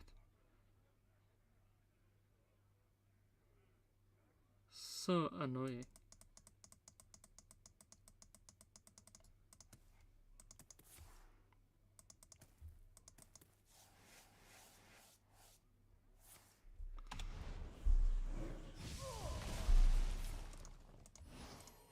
Well played.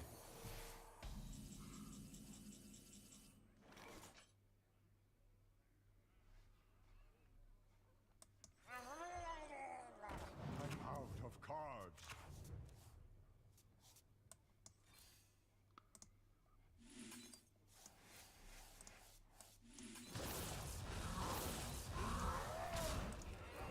For the wild.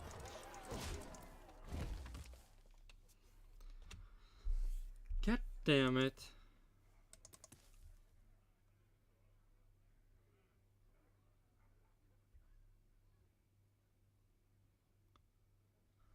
Man, I saved this one so long and then I can't even.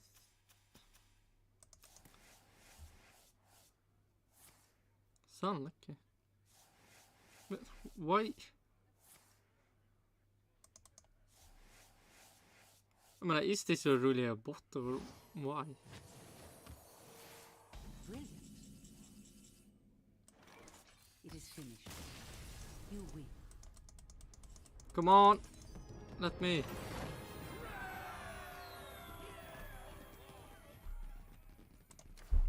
Man, that was. Okay, 2 more games.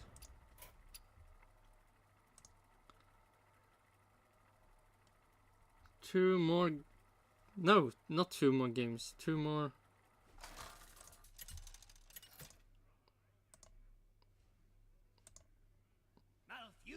What's it called?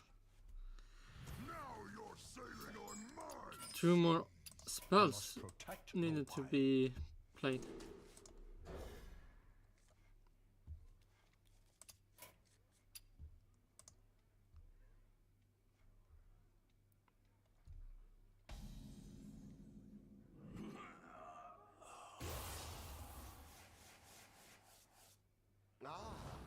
Five into 3, just Fuck me, that scared me. The legions I command. Okay, now we can. 5 into 3 just won't go in the fight. Color signs will not be there. Liam Lawson will be first in Visa Cash Barbie Formula 1 team, so Ricardo will probably go first to Red Bull. Time waits for no one. So it's between Ricardo and Perez. Fight to land Red Bull F1 seats in 2025, and within that equation is the inevitable outcome that one current Red Bull driver will be dropped this year. Both Red Bull's main This year? Why? Why? team and its second outfit have key roles to play in the F1 silly season that has started unusually early in 2024. Outgoing Ferrari driver Carlos Sainz is now F1's most eligible bachelor, but there are several other drivers out of contract, others under pressure, including Red Bull's own uber-popular Daniel Ricciardo, and at least 2 hotshot rookies looking to step onto the grid full-time. Then you throw in a plum seat at Red Bull Racing, a less plum but still pretty plum seat at Mercedes, and a host of other vacancies. I mean, it's more likely that Carlos Sainz go to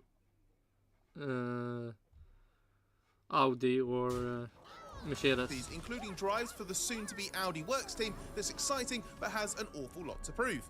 How that shakes out is going to be massively influenced by what Red Bull does. And 2 recent revelations mean we now all know exactly what its choices are, which guarantees disappointment is on the cards for some of the drivers in contention. This will not happen. The lineups for the 2 Red Bull F1 teams have been the subject of constant speculation this season, with even world champion Max Verstappen's position at Red Bull Racing questioned at times. Mercedes boss Toto Wolff certainly wants everyone to believe that Verstappen really could leave. But it's the idea... Yeah, and that's actually true. Toto Wolff trying his best to show that Mercedes isn't bad. Identity of his teammate and who will drive for Red Bull's second team that stand as the bigger unknowns. As the incumbent Red Bull Racing driver, Sergio Perez has made a great case for being retained for a 5th season after an impressive start to 2024. Red Bull's other contracted drivers, Daniel Ricciardo, Yuki Tsunoda and Liam Lawson, are all theoretically contenders too. As team principal Christian Horner puts it, all of them are contracted as Red Bull Racing drivers. They're just loaned out to the sister team.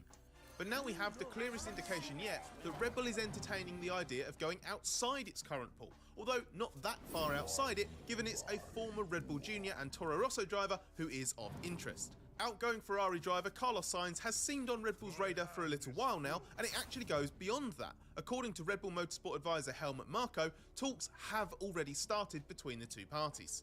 Sainz is being replaced by Lewis Hamilton at Ferrari in 2025 and is the best free agent on the market with lots of options. According to Marko, Sainz's best offer currently comes from Audi.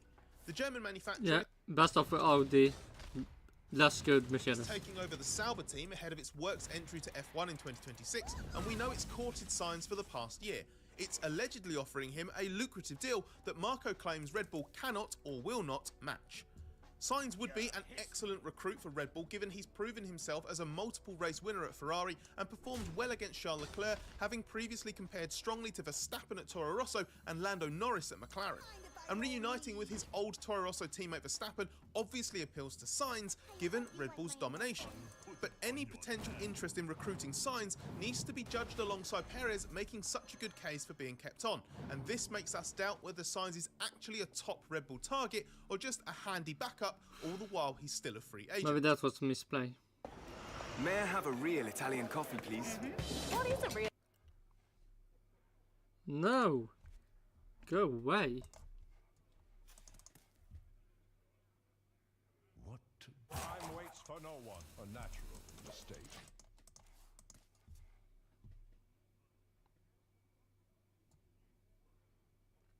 More ads to skip. Some more. 10 seconds more. My hand is too full.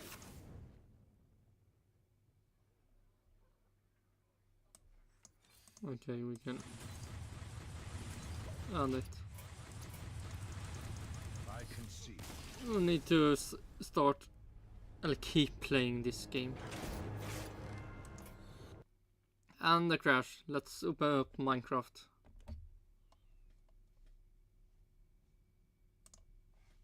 Minecraft. I want to collect some fishes.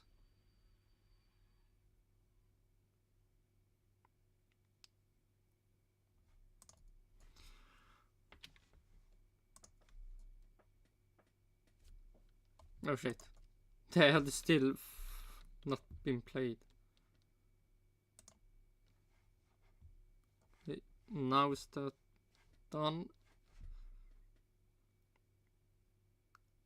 That, and then I just wanna see if I start now Hearthstone, what happens then?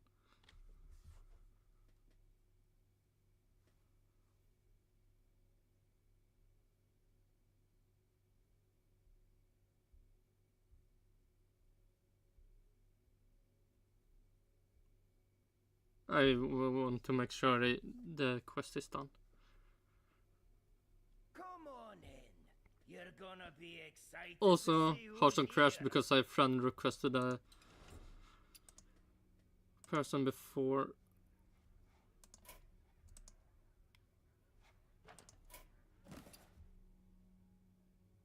Yeah, the quest is done. Used to hero power 25 times I used the hero power.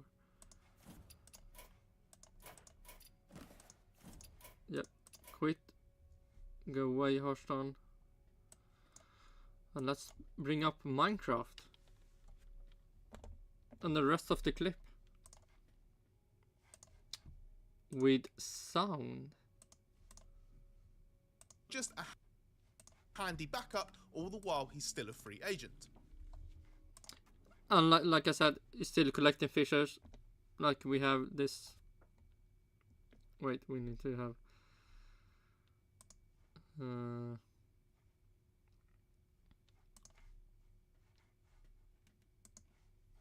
Nope. Here we have it. Here we have. It is. Where the fuck do I see? There, 2,700. Combination of fishes.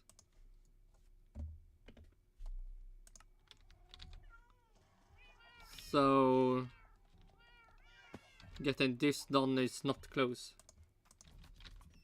Red Bull making signs its #1 choice would make a lot more sense if this was, say, the middle of 2023, when Perez was completely out.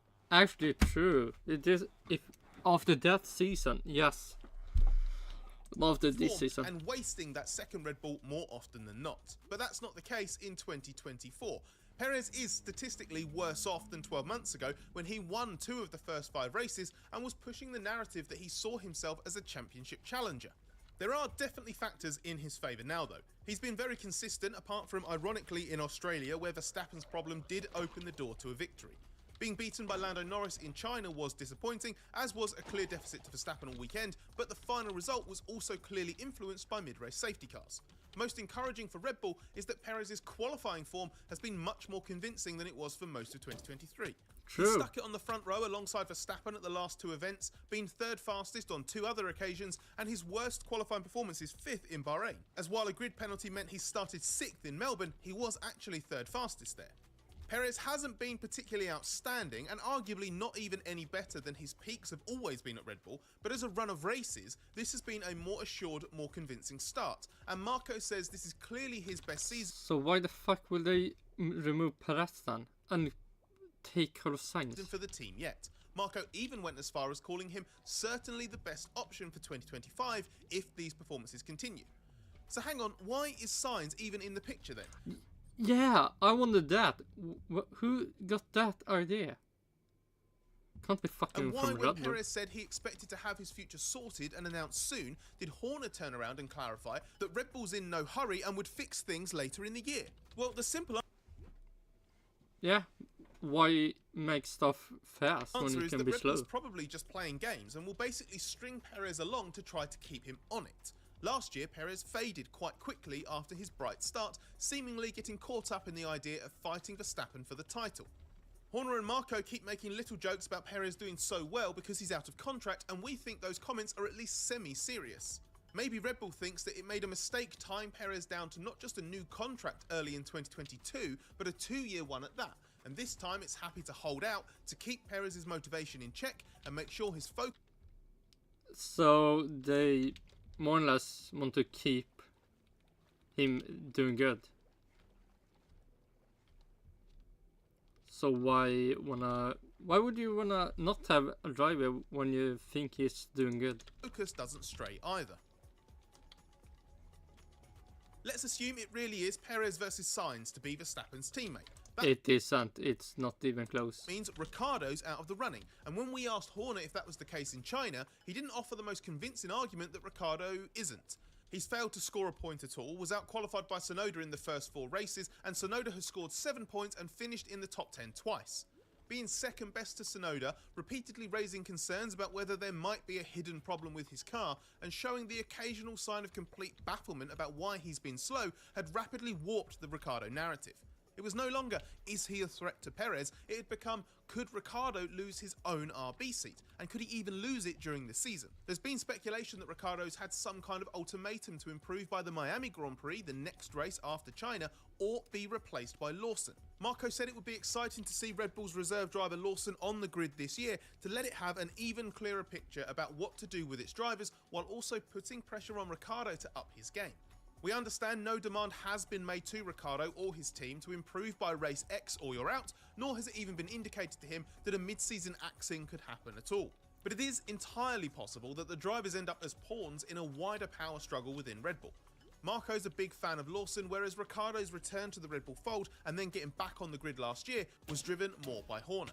And the prospect of an in-season swap has to be taken seriously if Ricciardo fails to perform, because he is driving for Red Bull. Red Bull's ruthlessness with its drivers and willingness to move them in and out of play. Yes, so why bring Carlos Sainz in this mix? Man, so fucking wasted clip. Is what got him his return from the sidelines in mid-2023 after all. Fortunately for Ricciardo, he's had the first hint of the tide turning in his favour. Ricciardo's not been panicking about his situation because in simple terms, he's convinced that Red Bull knows what he's capable of at his best and believes he will get back to that level. He can't count on his past glories forever, but they have afforded him some extra time before concluding he's washed up. And now there's some on-track evidence in 2024 to support him. Ricciardo was already convinced in Japan he was making progress, and then finally got the new chassis he's been waiting for in China, where he comprehensively outperformed Tsunoda for the first time. The chassis change came despite RB never finding anything wrong with the old one, but one way or the other, it was going to eliminate a last potential excuse for his form. Ricciardo admitted it would give him peace of mind if nothing else, and after beating Tsunoda in sprint qualifying... And hopefully it did, and now it will just be good season. A sprint race and then qualifying for the Grand Prix, he could barely hide his satisfaction with this immediate uptick in form. Even though he admits one weekend is too small a sample set to be sure the chassis has had anything to do with it. Ricciardo's race was ultimately ended early after being hit hard by Lance Stroll during a strange concertina as the Grand Prix was resuming after a safety car. But he was on course to beat Tsunoda before that point, and Tsunoda was then taken out shortly after anyway, so didn't go on to score a good result. It should be noted that Ricciardo has a very good track record in China from before its 4-season hiatus, so he needs a run of multiple weekends like this to prove the step is real and not just circumstance specific.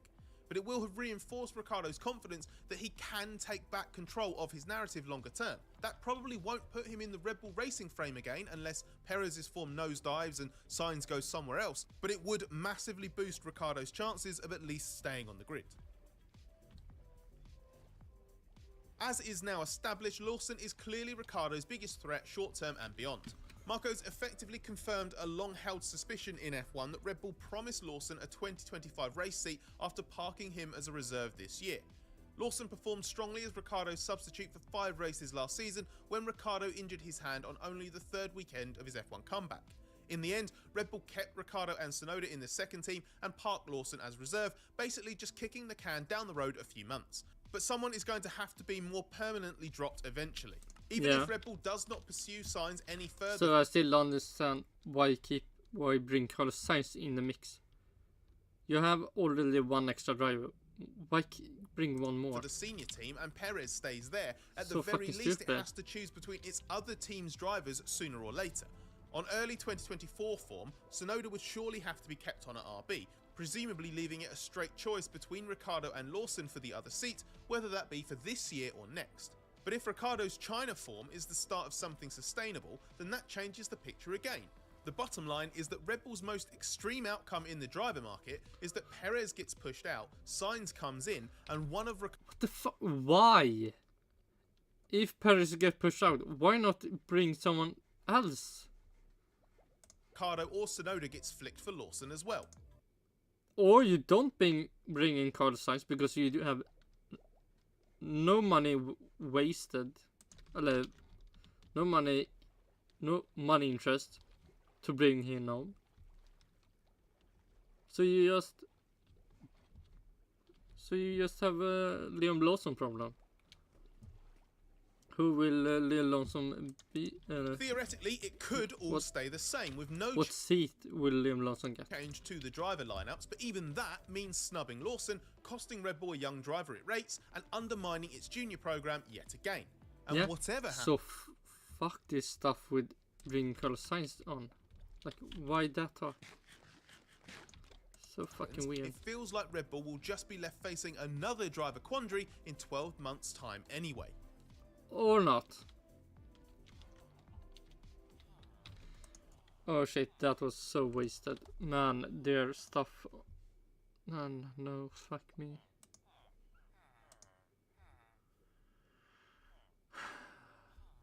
Let's see if their podcast is better.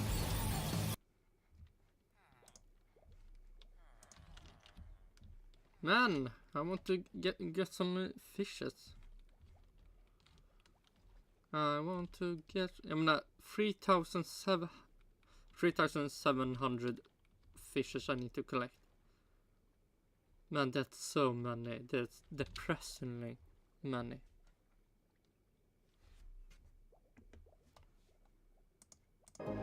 The Athletic.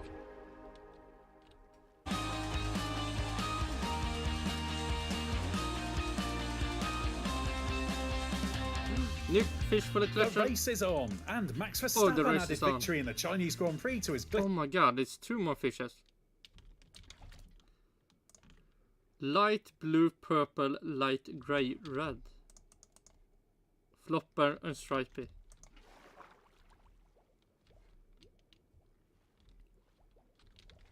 Glittering CV as F1 returned to Shanghai for the first time in 5 years. But once again, it was the battle behind him that caught the eye on the first of F1's revamped sprint weekends. So why did Red Bull seem even more dominant this weekend, and what happened to Ferrari's challenge?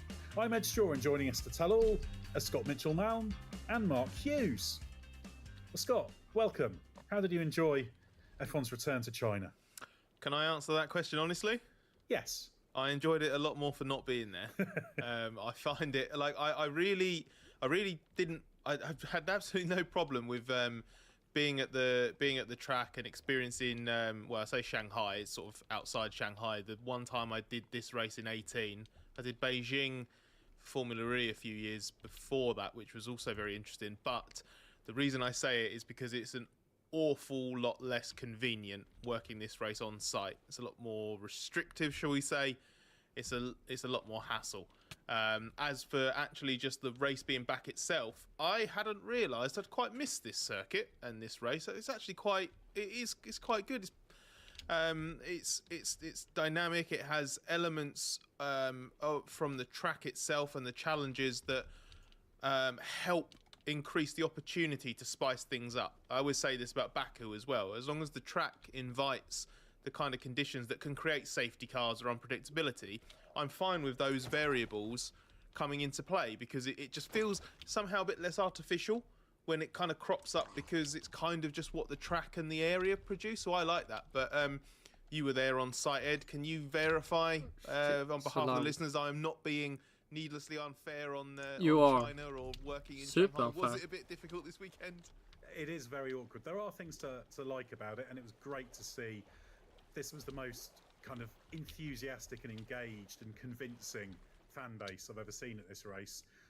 Coming out and hopefully China will make a Formula 1 team, bringing back Lotus in Formula 1. Quite late last night, there were loads of fans hanging around the car parks. It was a bit like a sort of mini Suzuka in that regard. You know, at Suzuka, there's always fans hanging around. No matter how early you go in, how late you leave, there's always a mob of them all waiting for a glimpse of somebody, and had sort of a mini version of that this weekend, and all younger fans. But yeah, it's very, very difficult because you can't do things like use the internet very well.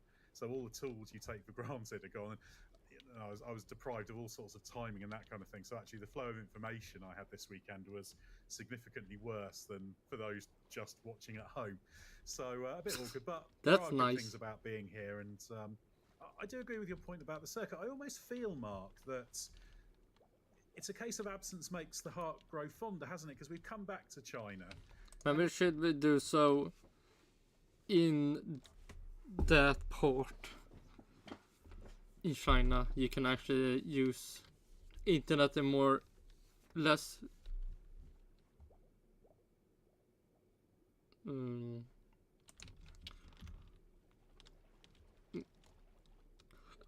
a less hard way. When we have like computers in the media place where you can connect to It's stuff you maybe need. not sort of thought of as a sort of classic circuit, shall we say, but it's almost achieved that status now that people have gone back, thought about what it offers again and what they missed. And actually, this is, for a modern F1 circuit, a relatively modern F1 circuit, of course, it's been around for 20 years now. I would say 100% better than fucking Las Vegas, Saudi Arabia, all the new street circuits. It's a pretty good one. It's a nice varied challenge and can produce some good. Because it's actually a it is. Grand It's always Prix. been a good track. I mean, we talked about it in the preview of this race. It's got a bit of everything, and at least a good races. And there's quite often a bit of weather thrown in for a bit of randomness, which we saw during the sprint qualifying, and that made that so. Yeah, I mean, I've got quite fond memories of China. I agree with Scott. It's right up there in the list of Hasley races in terms of, the sheer amount of effort you got to put in just to do stuff that should be effortless. But I got fond memories both of the track and of Shanghai, the city. I've spent a bit of time there. It's a fun place to be. So yeah, it's nice to see that the event has taken off and. The support that Zhou Guanyu had there was really nice to see. So yeah, it's sort of flowering, isn't it? It's coming out in the flower. So I've got quite a positive feeling about the whole weekend. I do wonder if one of the reasons why we've come to appreciate this circuit a bit more is because of this little run of identikit new races that have new tracks that have appeared in the last few years. I mean, I know one of them we haven't raced on yet, but I remember saying this when the Madrid circuit, there was a lap, obviously the Madrid circuit that's going to come onto the calendar soon, when a virtual lap of that got released. And you would really struggle to tell it apart from Miami or the Vegas track, for example. And even then before that, I mean... Yeah, Miami and Las Vegas go away. Like a Sochi, that kind of circuit, do you know what I mean? Where it just feels a little bit lacking in character and it's kind of crowbarring. It doesn't feel... Because they're not, you notice when this track is not a purpose-built circuit, and this is just this is what it's for. New fish for the collection. The layout. Light grey, there was a point grey. during the race. I can't remember what battle I was seeing, but it was the cars were snaking their way through sort of 7, 8, and then 9, and then back out of 10. And I loved the shot because you can just see from the rear view the cars like dancing, really squirming around as they're sort of they're under acceleration, but they're also loaded up as they come out of that double left-hander as well. They're stressing the car so much, and you were getting 2 or 3 laps into the stint. And I know that this is partly because the tyres are a bit rubbish, but like it's a real challenge to just sort of make this circuit work over a race distance. I genuinely think you could have a mega set of tyres. If we go back to tyre war days and revive those, they would still really stress everything, and I just really like that in a circuit. Yeah, there's a lot to like about the track, and of course they added the little fire feature by turn 7 as well. That's true. On Friday that made something fire, interesting. A mystery. Can you explain it? Well, no, not really. They never quite got to the bottom of it because it happened in FP1. It happened in qualifying. It only caused 1 red flag because it timed the eruption in qualifying neatly for the end of Q1. I say eruption, it was a very localised fire, but it was in exactly the same spot both times. And if I inspect it, the working theory is that there may be some kind of gas build-up that was being vented, and not gas pipeline or anything, but this track's built on a marshland basically, so you can have marsh gas type things. And the working theory was that was what was being ignited by the hot sparks from the cars hitting the ground, because of course hot sparks from Formula 1 cars hit grass all the time and this doesn't happen. So there was some kind of accelerant there, but it wasn't conclusively found. But of course it's quite hard to conclusively find, so they parked a fire truck there and made sure that they were dampening it down regularly. It was just one of those complete curiosities that this little patch of God damn it, fire one more Oh, salmon. it's the weirdest thing I think I've ever seen at an F1 track. I can't think of anything else that comes close to that. Just this really, really specific area that just keeps catching fire. What a ridiculous thing to have happened. Yeah, it's completely bizarre, but yeah, it's just added a little memorable feature. But for me, the thing that struck was the enthusiasm of the crowd, which was like nothing we've seen in China before. In the race, you sit up in the media centre, which is, people will know those two very high bridges, for want of a better word, across the start-finish straight. And the one closest to the last corner contains the media centre, so we're up there, so kind of overlooking the start-finish straight and the pit lane, and you can hear the crowd really well. Every time Joe Guan Yu did anything, there was a huge cheer. Loads of big cheers for Hamilton. That's beautiful. As well. He was getting cheers every time he crossed the line in the sprint race in the lead, which admittedly wasn't that many laps. And He's got a really, really big fan base in China. Yes, very much so, yeah. But the thing that really tells me that China has got a proper knowledgeable fan base was earlier in the weekend when Sauber were doing pit stop practice on Friday. Every time they did a successful pit stop practice, there was a big cheer from a load of people in the crowd. No! Man, did that happen? That's beautiful. Oh my god. Wonder how the pit stop people feel. Are they embarrassed that people are sharing they succeed to do something they have always done? Or is that maybe it's something positive that people acknowledge they are doing progress? Because they'd all absorbed the fact that Sauber had pit stop problems, and that's amazing. It's a tiny detail, but I think that's always a sign. If people talk about knowledgeable fan bases, and that's just a sign that the crowd are fully immersed in it. And it's not there was no Chinese fans who were following F1 at all before, but there feels like there's been real movement, and they're really feeling part of it now. And that's the thing that, for all the awkwardness of covering this race, I was really pleased to see, because it feels like there's been a proper step change, and ultimately that's driven by a driver who is only driving around in a lower team. You know, Joe is not a big name and not able to get great results because of the machinery, but I think that's quite encouraging for Formula One's desire to break into China, which of course is motivated by the commercial imperative. And hopefully, my hope with Lotus Chinese Formula One team that actually happens. One new fish for the collection. I mean, that would be so amazing. First of all, Lotus is back in Formula One. It's also a Chinese team. And, hopefully, this is even more copium, the engines the Lotus can have can be a Volvo engine. So even more fun stuff. And money, but you want races in places where there's people who care, and that's what we've now got in China. But one thing I would say on that is that obviously we touched on this in the preview podcast, didn't we? Which is obviously if Joe doesn't stay on the grid beyond this year, which we all think is very possible that he doesn't stay in F1. How much of a decline will that have? Because you could see just how important he was to this race and to the fan base, and the effort that F1 went to by the fact that he had a place on the grid to pull up into at the end of the race. He didn't come back into Parc Ferme. Where I'm interested to know what you two thought of that, because I feel like, let's see, I feel like wonder if FIA will try to pay some team just to take him. Let's see, where could he go?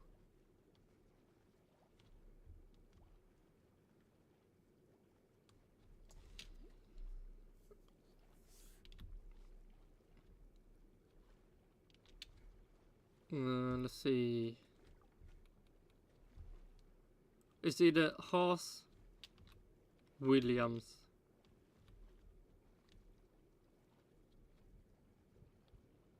What more can he? Is that a new fish for the collection? Yellow white.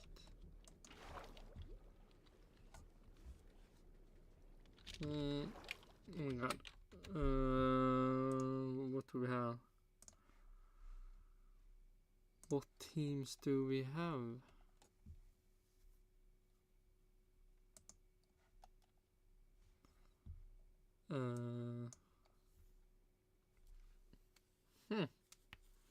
Let's see.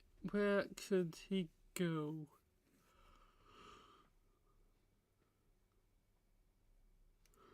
Yeah, Haas or Williams.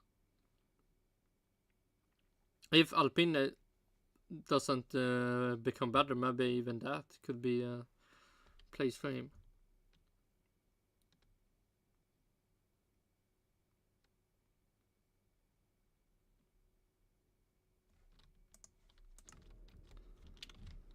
But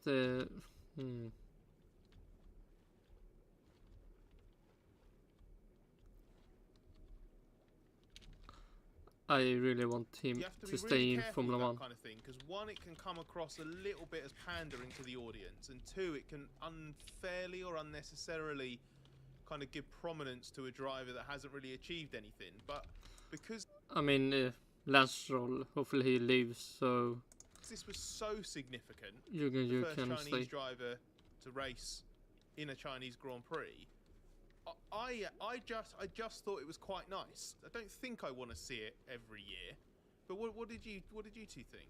I can't really comment because I charged off down to speak to drivers. I think I was hearing a series of complaints from Daniel Ricciardo at the time that was happening. So that's the first I've heard of it. So Mark will now answer. Yeah, I liked it. It was like Scott says, it's a very special occasion, isn't it? And a very significant one.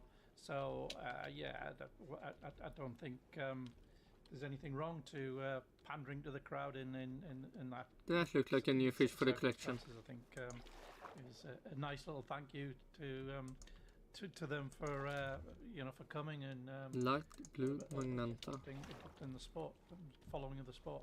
Yeah, I think my point is definitely that there was nothing wrong with it in this instance. I just think you pick your moments, right? Like you wouldn't do it at Silverstone.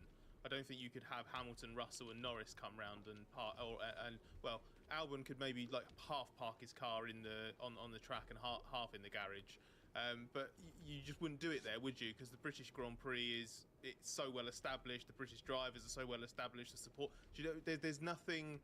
What's the word? Like, it's not that there's nothing to celebrate, but you know what I'm trying to say. Whereas here, it just felt like it meant something. It was worth recognising and give them that opportunity.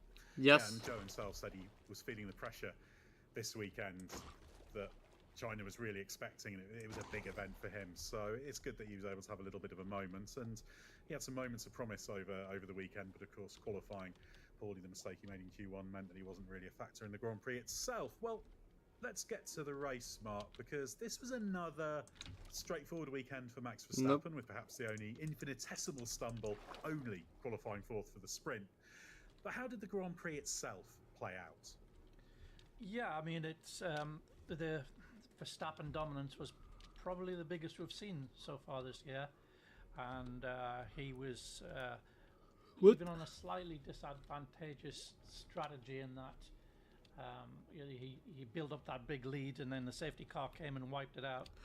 And the safety car also meant, of course, that he'd had to pit just 10 laps after getting onto his first set of hard tyres. So thankfully they'd saved a second set of hard tyres, so he was able to put those on when the safety car came, which was easily enough, comfortable enough to get him to the end, and he pulled out that big gap all over again. So yeah, just a very clear, unambiguous story of Verstappen superiority. The intrigue was what was going on behind, and we had that great Lando Norris new fish for the collection, and we thought, when as Perez had ended up getting shuffled down, orange, purple, go away, yeah. At the second pit stops and had to fight his way past Leclerc, and you just assumed, right, once he got past Leclerc, he'll track down Lando, but he didn't have the pace to do that, and partly that was because of how much he'd taken from his tyres in getting by Leclerc, but it was also down to a very, very canny performance by Lando, and they had the McLaren was much better on the tyres than anyone was expecting. and Lando had made a bet with his race engineer that he'd be 35 seconds behind a Ferrari at the end, and obviously he wasn't. He lost that bet. But yeah, the car was worked very well, unexpectedly well, for reasons they have. One more fish for the collection. But also Norris himself and the way he was treating orange. that car, or more specifically those tires, with kid gloves, and you watch him on board, and it's just how gentle he's being with all his inputs, and he's keeping it off the curbs on the exit. Because when you go over those serrations on the exit curbs, they put so much heat into the tires, into the rear tires, and so that's. He was making sure he wasn't doing that, and you might have heard him talking to Max in the green room afterwards, saying, "Yeah, I was inside that white line the whole race." And you heard Max say, "What, the whole race?" He said, "Yeah." And you might have heard him when his engineer said, "If you want to reduce the understeer, you can use a bit more engine braking." And he just said, "No, thank you." And he's quite happy with the amount of understeer, because that was protecting the rears. So it was a very, very canny performance, and yeah, that's how that played out. And it left Ferrari a little bit bewildered, because they'd done what they thought was the responsible thing in changing the setup going into into qualifying after the sprint, of putting a bit more understeer into the car. And if you look on board, Leclerc has got more understeer in the car than Norris. But it was all about, as it turned out, about equalising the tyre temperatures between the front and rear axles, and the McLaren, or Norris's McLaren, was just doing that better than either Ferrari. And yeah, he wasn't even under any threat for that second place in the end. Yeah, I was going to ask you actually, Marcus, you were explaining that, because I did have a theory earlier on, immediately after the race, based on a game theory. Thanks for watching. A little bit of what Ferrari had kind of indicated already on Saturday, and the fact that McLaren just seemed so surprised, even by the end of Sunday, or certainly by the end of the race, because it's still Sunday as we sit and record this, that they didn't have the clear answers. That it felt a little bit like a couple of key factors around this weekend. One, as you were explaining, that sort of shift away from it traditionally being front limited and becoming rear limited, and the changes people made to need to be able to address that, or just the way, I guess, it made the cars behave and what that brought into play.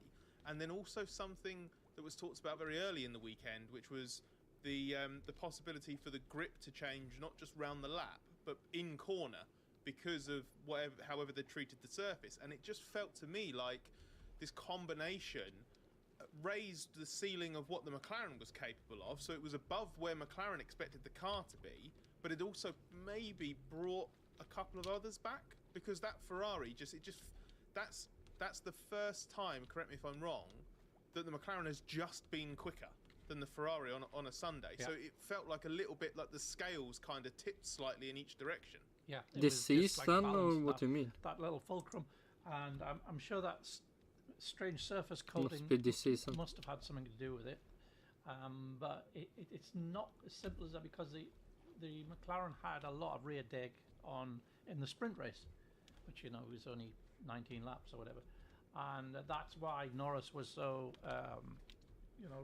downbeat going into the race, because he was saying, "Well, I managed to hang on to the Ferraris for a while, but it was only because we're in a DRS train behind Alonso." He said, "Our rear deg's nowhere." He said, "We've still got a lot of work to do," and then that wasn't the issue on the race.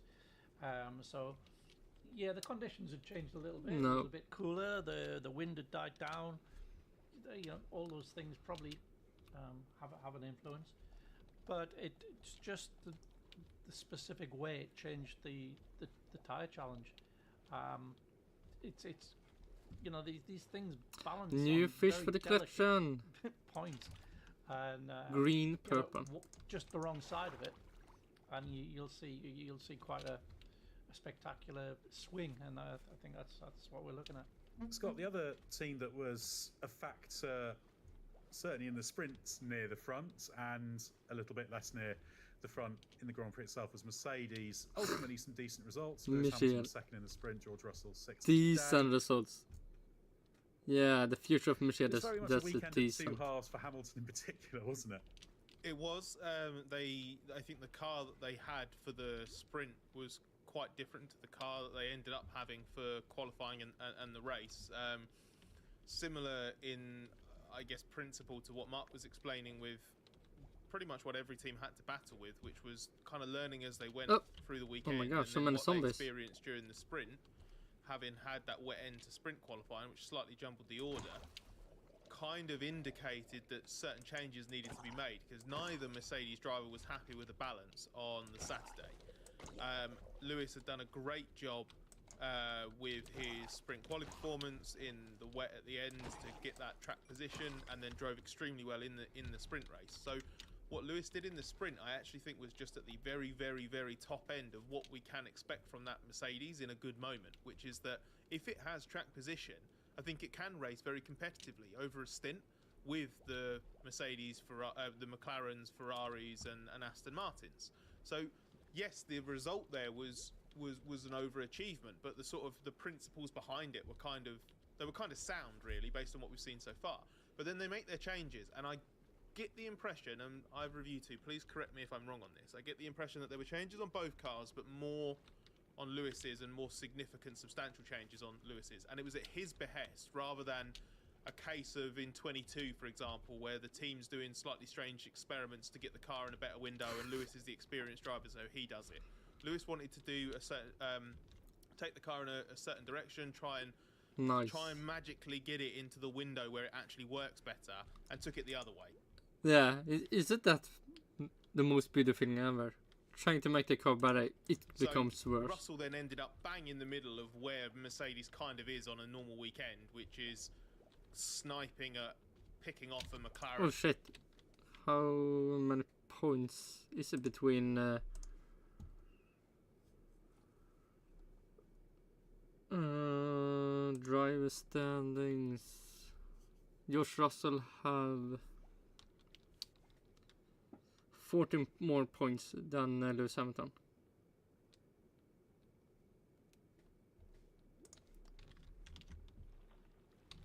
And a Ferrari and an Aston Martin and no better. And Lewis was right at the bottom end of it. Obviously, quali was exaggerated by the error, so that's why his grid position was so bad. But then in the race, the car was all over the place because he basically destroyed the balance with the changes. And and the soft worked not good for him. Man. At the end of the race, over the radio, he apologised for driving that change. So it was clearly something that he had pushed for specifically, rather than something the team wanted him to do. Yeah, it was a mechanical change, and it was quite extreme, and it resulted in the car just not wanting to change direction at all. And yeah, that's fun. Obviously, that had its impacts on tyre life, etc. It looked awful on onboard. I had sight of Hamilton's onboard for pretty much the entire Grand Prix, because I was just really curious to hear the exchanges really as much as anything else, and how he was dealing with it. And it looked at low speed in particular absolutely horrific. He just could not get the front in, and then couldn't get it rotated, and you could see it when he was battling with other cars, slower cars, and cars that at times had worse tyres than him. The hairpin was such a great example, and this was part of the reason he made the mistake that he did in qualifying, because he was really struggling to get the car slowed down without locking, basically, in qualifying. And then come the race, he'd have the run on the car in front. He'd be on the outside going into that hairpin. And then what you want to do in that situation when that car in front has defended on the inside is you're obviously looking to rotate the rear and then try and cut back if possible and get past them. But if not, cut back and put them under pressure. But Lewis on the outside basically couldn't even turn as sharply as the car on the inside. So he was never quite getting the drive off that hairpin that he wanted either. It's really rare that you see the car that's on the attack in that situation and with better tyres being the one that looks so lazy at low speed. Hamilton, man, I must see that. Actually said, "I've never had so much understeer in my life."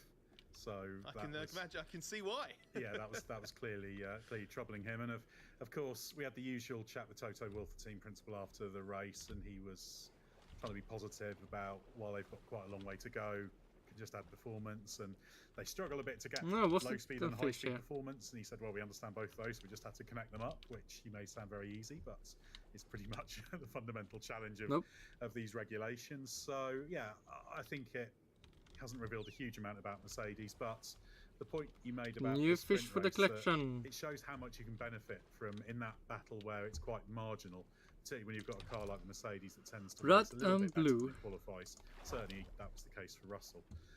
Then you can do that, but if you're a little bit further back, it gets an awful lot harder.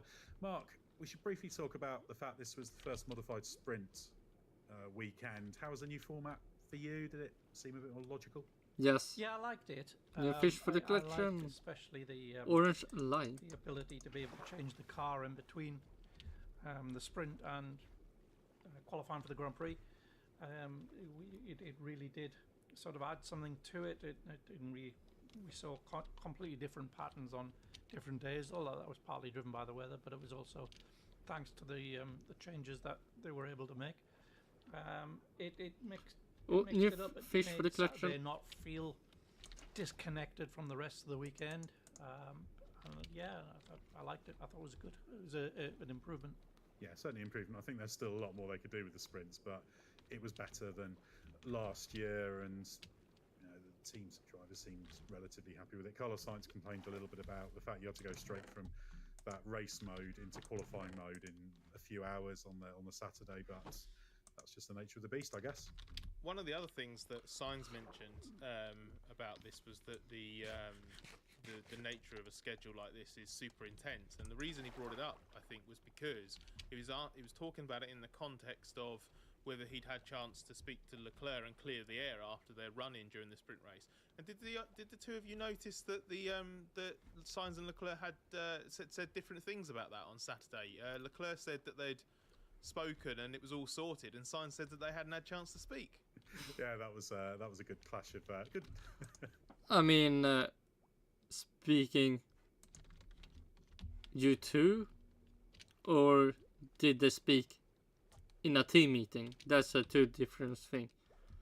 Remember, in a team meeting, they were talk, but not them together talking. A good clash of stories. I mean, I think that one was that particular incident. I think was easy to get because it was quite. It seemed quite incendiary, but I think it was just one of those things that I think Sainz slightly misjudged the grip he had on the inside. Oh, new fish for the collection. Being forced wide, because of course it worked Blue. out very badly for everyone in red because it was a big part in Perez being able one more. to nip past.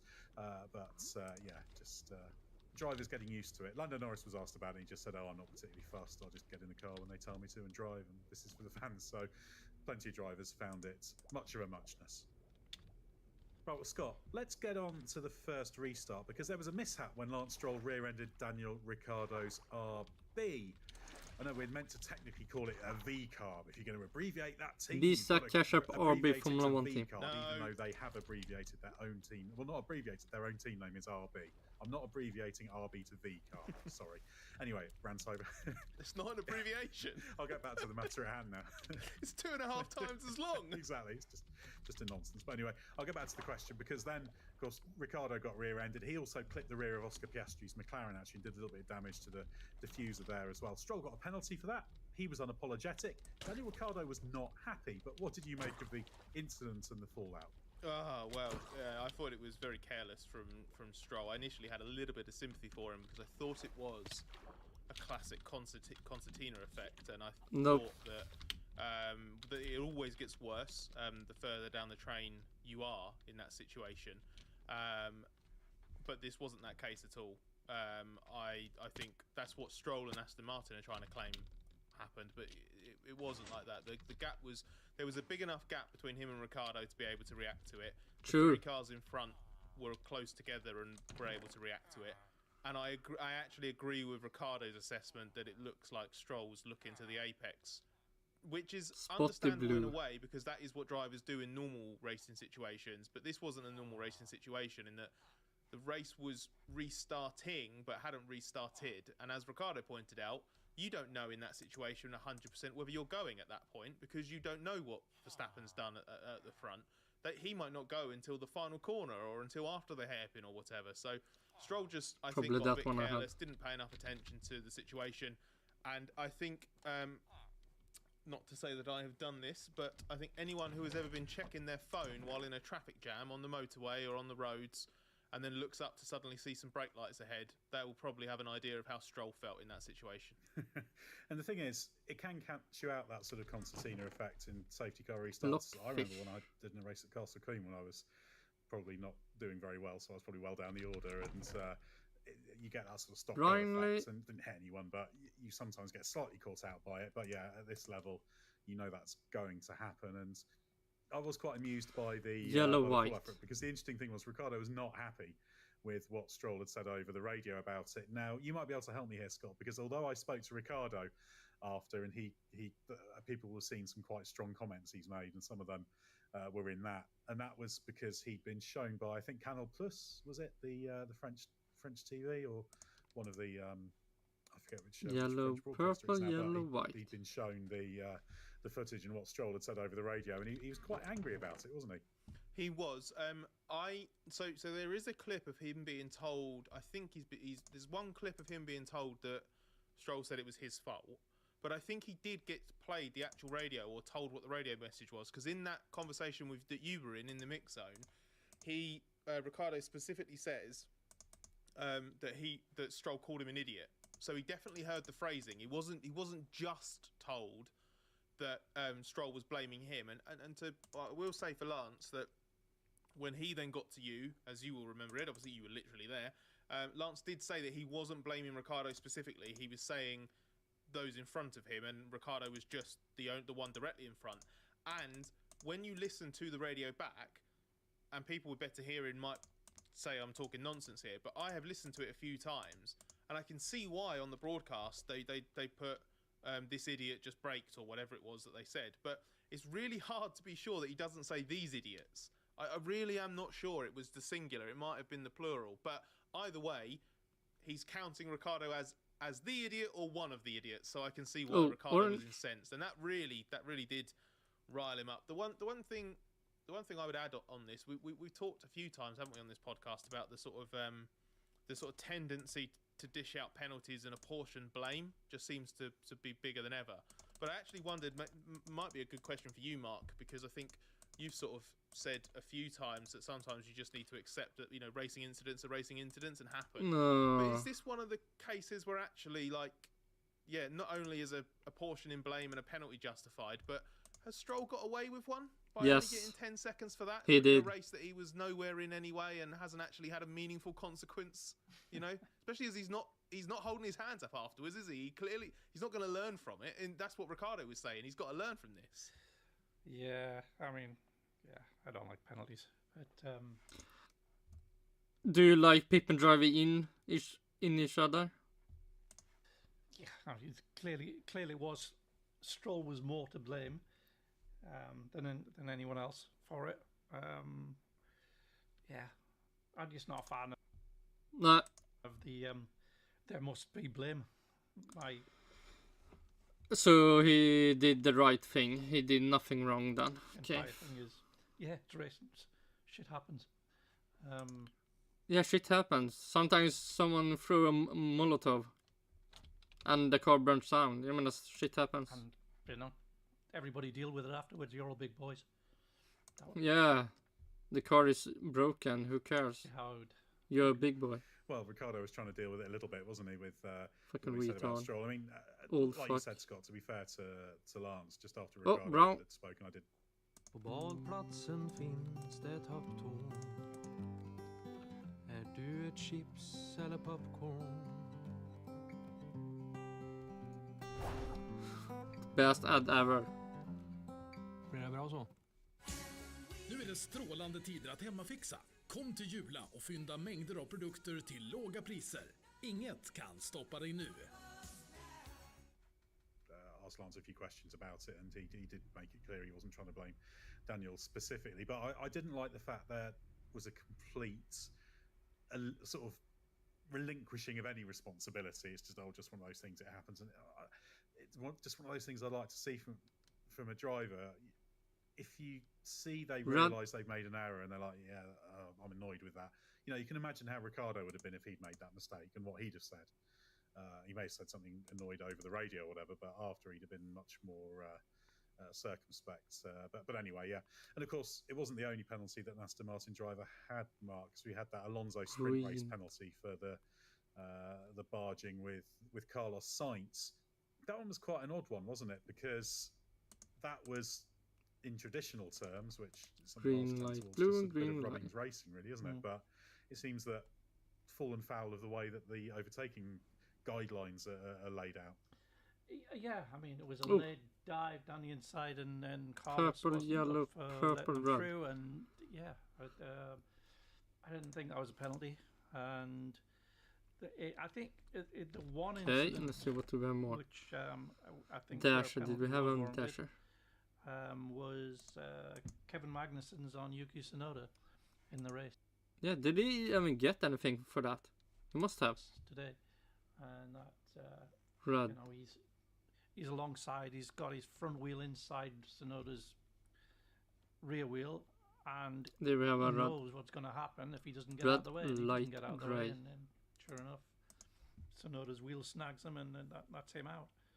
So yeah, I think that was no more Dasher. That wasn't great. That was something you could have called as it was happening. Flopper. But yeah, the Alonso Sainz one, for me, that's just racing. It was also really difficult. I broke it down basically using the racing guidelines that there are for this year, and I don't like what's this that orange? penalty because, if the penalty has a proper explanation, I can that accept it. I don't like how vague they were because they made a point of stressing the racing guidelines, and I've gone through them point by point. Light blue. And I don't see a super clear, overt breach of the conditions that you need to satisfy, basically. Like, yes, it's a bit of a lunge from Alonso, but he's not. I don't think he's out of control. He does get alongside the rear. He does get alongside the mirror, which is now the weird binary point that they've put that you need to get to by the apex. He does keep his car on the track. The only thing he does is obviously the contact puts signs off the road, but that's forcing another driver off the track, not causing a collision. You know, so nice. I didn't like it because I just feel like it was a bit murky, and I just think if we're gonna bloody go down the route of codifying this stuff, great. I feel like you at least then have to explain what code was broken. Otherwise, because these guidelines exist to give clarity to the drivers and to the officials, and presumably by extension to those of us watching. But do any of us really know what Alonso got a penalty for? Yeah, probably not, and probably will never know. I mean, I just don't think that's a penalty.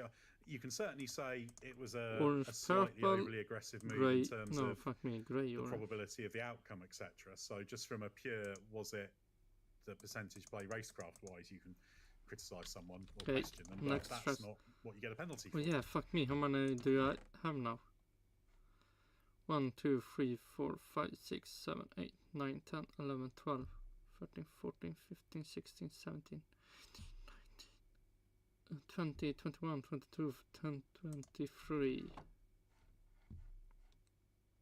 And I need 3,700 different more fishes. Let's see, where do we have it? Information. No, not 3,000, 2,700. Fuck me.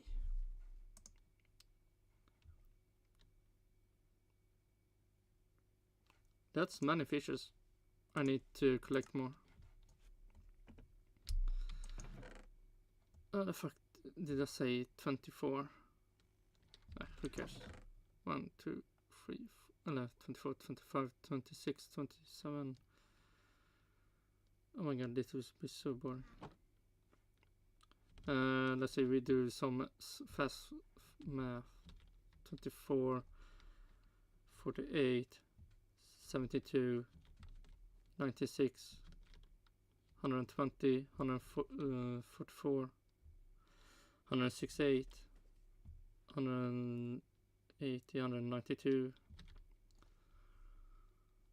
100, 210, 216, 230, 230, 240, 464, 288. Probably not, but if you say 288, and it was 2,700, 388. Oh my god. Let's just keep the numbers. What can we... Nope. What can we use?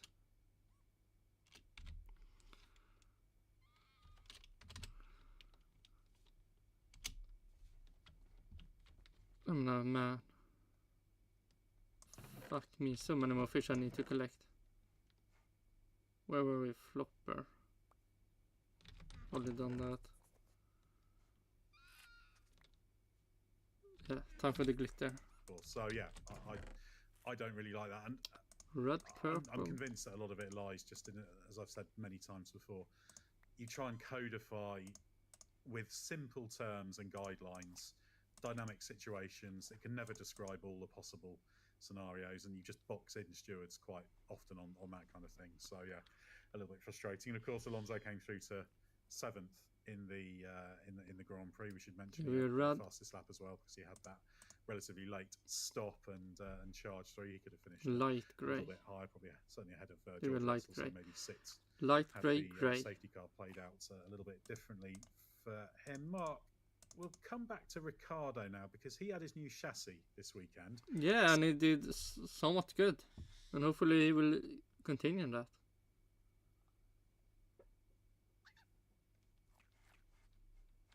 Seemed to coincide with and hopefully get some points also. He noted that as well. So is this a situation where correlation does equal causation, or is there still some doubt about that relationship here?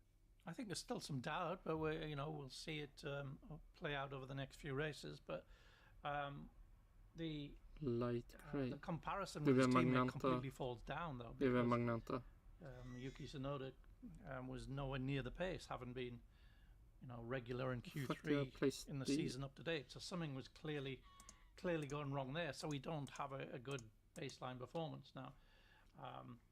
Is that the situation that Daniel was struggling with in the first 4 races? Whatever was the problem with Tsunoda's car this weekend, and it wasn't something that was that they could identify anyway.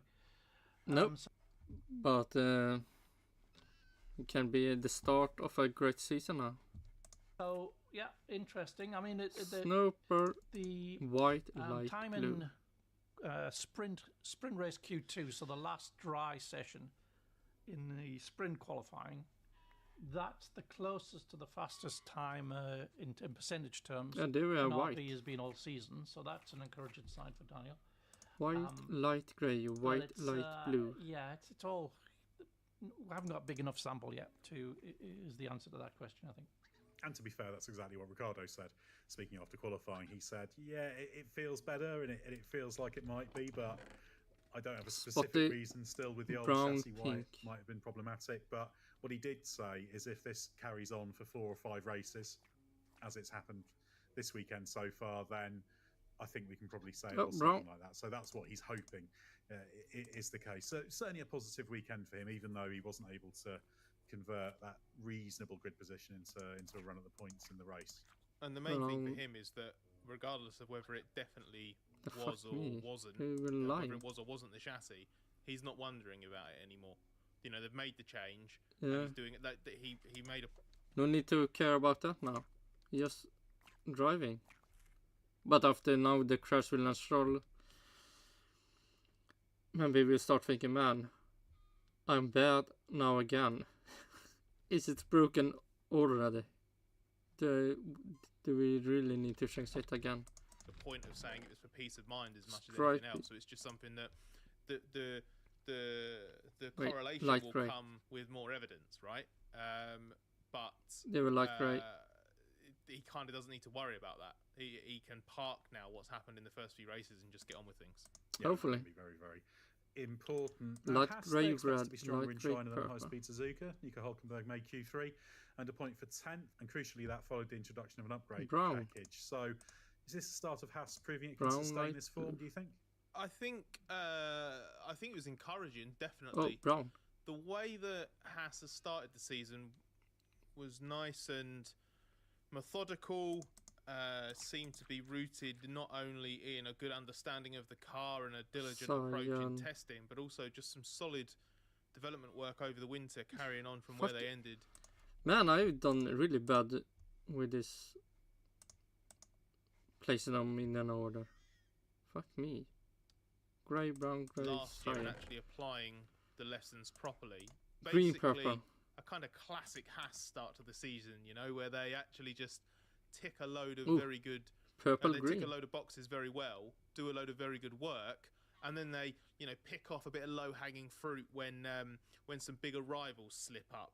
But to have then introduced upgrades and be able to say This that we they need to worked go and back with. benefit from them, Do we have that any to more? me is a bigger box checked and a much bigger positive than just like the points they scored Iron. in the previous races. Because for me, one of the big question marks hanging over this team remains, because one race doesn't prove it, one upgrade doesn't prove it, that they can develop well. Because we've seen them start well before and then just fade through the season and not just be able to add performance to the car. If this is the sign of that changing, then it is just another little bit of encouragement for the team going forward. And Mark, while we're on the subject Oh, fuck of... me. What team do they talk about? To me, is a bigger box checked and a much bigger positive than just like the points they scored in the previous races. Because for me, one of the big question marks hanging over this team remains... I guess it's... fuck me. Methodical, seem to be rooted not only in a good understanding of the car and a diligent approach in testing, but also just some solid development work over the winter, carrying on from where they ended last year and actually applying the lessons properly. Basically, a kind of classic Haas start to the season, go to the where they actually just tick a load of very good... they tick a load of boxes very well, do a load of very good work, and then they, pick off a bit of low-hanging fruit when some bigger rivals slip up. But to have then... I'm guessing they're talking about Haas, but they just talked about Ricciardo, so it could be Visa Cash or probably Formula 1 team. One more for the collection that are swimming around in the turtle box.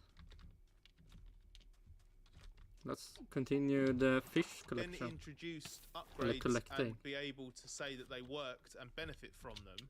That to me is a bigger box checked and a much bigger positive than just like the points they scored in the previous races. Because for me, one of the big question marks hanging over this team remains, because one race doesn't prove it, one upgrade doesn't prove it. So much information, I still don't know fucking what team it is. Please tell me. Because we've seen them start well before and then just fade through the season and not just...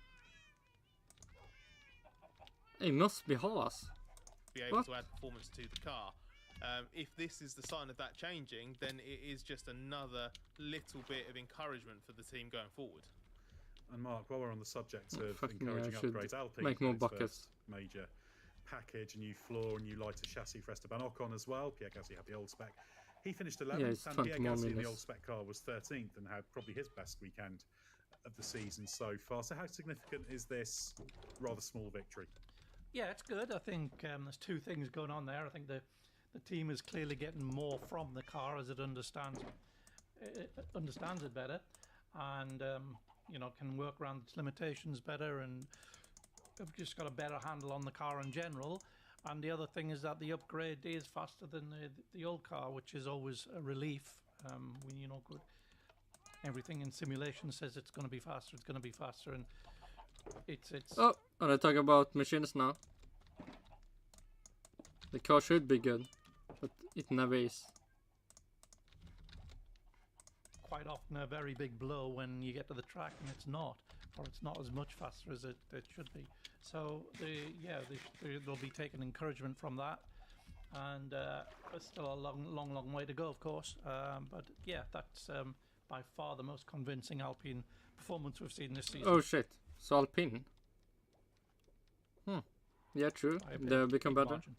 And even though they didn't score any points, I guarantee there'll be some people in the team that are relieved they've now moved off bottom of the championship by finishing 11th in that race. I know it's they can actually get some points. Victory. Maybe But I can races they come. imagine there are definitely some people that just for morale can now look at the championship table and not see themselves at the bottom, because that was just sort of like the extra kick while they were down, wasn't it? Yeah, it's True. just a start, isn't it? It's something. So yeah, all credit to them, and the drivers were pretty confident that they're not too far off. Hopefully, I mean, I still think they would make their season even worse. They would, if they crashed, and would have the same problem as Williams. One more fish for the collection. Black, green. Oh, let's see. 288. 289. No, so fucking depressing. And it probably isn't 288. Probably lower, but it's at least aspire I'm a to dreamer. get some points in the not too distant future. Now, Scott, what do you think? Should we go there? Well, we're going to have Fuck to. me, aren't go we? where? There's no choice. We thought we were going to go somewhere else, but unfortunately not. Well, let's head there right now. Welcome. Oh shit, yeah. Time for being depressing about the gambling team. Valtteri Bottas sympathy corner. So, Scott, why are we here? Why are we in Valtteri Bottas sympathy corner? Because another good weekend's work came to nothing, and through no fault of his own, he leaves empty-handed yet again. Obviously, it went. The pace of the car was really strong, but in both races, sprint and Grand Prix, it was just didn't come together. The sprint was a bit more in Bottas's hands. He lost a bit of ground through turn one. Actually had a good start. Lost a little bit of ground through turn one. Kind of running out of grip on the outside and then getting caught in behind Lando Norris's returning McLaren. And then just a little bit of slightly bad Bottas positioning down to turn 6, where he ended up with which Haas would it have been then? Kevin Magnussen diving down the inside, and Joe in the other Sauber piling down the outside. And Bottas actually clipped Joe slightly with his the front of his the left hand side of his. Oh my god, that man. That was not good. Front wing, which caused a bit of damage. Ruined the sprint race, maybe. Now that basically immediately compromised Bottas' sprint race and meant there was no chance of nicking a point there, which is such a shame because that's the one race where they don't have to worry about doing a pit stop. So that was immediately a blow.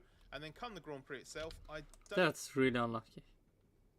The one time they actually can maybe get points and not get ruined by the pit stop. Then that happens. Yeah. This round is coming with some free stuff. I think the 10th might have been possible because he was racing with Hulkenberg at the time, but then obviously he triggered the first of the safety cars when I don't know what the exact problem was, but it looked like the engine just gave up and he ground to a halt in the runoff area. So yeah, loads and loads of pace. I would say their most competitive one of the season so far, and yet goes away with nothing. Yeah, and he was running in between Nico Hulkenberg and Esteban Ocon at the point he retired.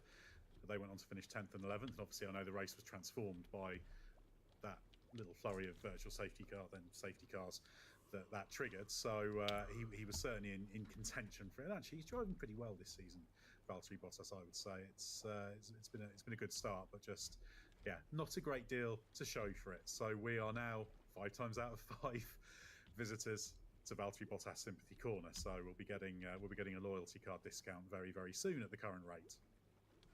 Right, let's get on to the Race Members Club questions for the final part of the podcast. If you'd like to find out more about the Race Members Club, click the link in the podcast episode description or head to our website and hit join the race. You can also sign up to our members podcasts through Apple Podcasts as well. Signing up. And as now seems to be our new tradition, we'll hit some very race-specific questions now, and then we'll be back to tackle more in our midweek episode.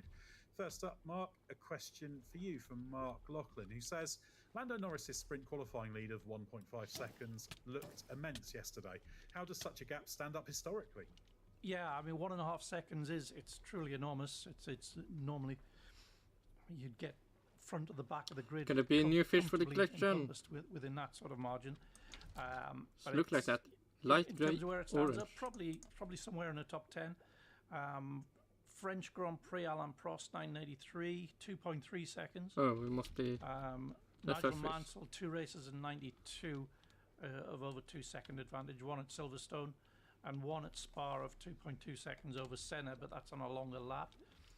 The particular circumstances of Lando's pole, where you got changeable conditions and you managed to get your tyres in the window and those around you haven't, it's more like Nico Hülkenberg's pole in Brazil in 2010, which was over a second. But yeah, it's a fantastic margin, and kudos to Norris for pulling it off. Scott, next up for you, a question from Kyran Tyler Biggs, who says, with the deletion and subsequent reinstatement of Lando Norris's SQ3 pole lap, do the rules regarding track limit violations in a rain-affected session need to be reviewed by the FIA? Well, they have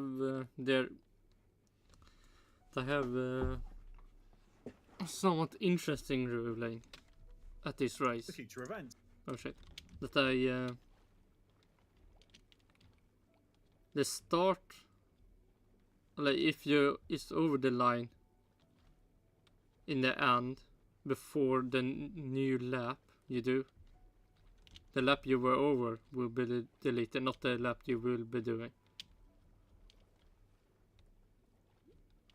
And they are doing it in another way some other places. Wet weather is a disadvantage in itself, reducing track grip and tyre temperatures. Could the part about your subsequent lap time also being discounted for final corner New fish for the collection. Be relaxed in wet sessions? I see where you're coming from with this question, but I don't think you can, because there will be some circuits where that final corner leads onto a straight with enough runoff where actually running wide wouldn't be a disadvantage. And one of the really big challenges in the wet is obviously going as fast as you can while controlling it on exit and having to hold it within the track width, and that's really difficult. As soon as you relax it in the wet, you're going to have a situation where cars that can gain a load more time through the corner by not having to worry about how wide they run on the exit of the corner. So I don't think that would work. I do think that there should be a bit of consistency. This is one area where there isn't some consistency, and even though we've switched to this track limit situation where the white line governs everything, we don't chop and change track to track, corner to corner. It's not the curb here, the painted area there, blah blah blah. It's always the white line. We do have a situation where so annoying. Ruin my trees. I mean, that is why they're why the trees look like this. Fucking lightning strike just ruined everything.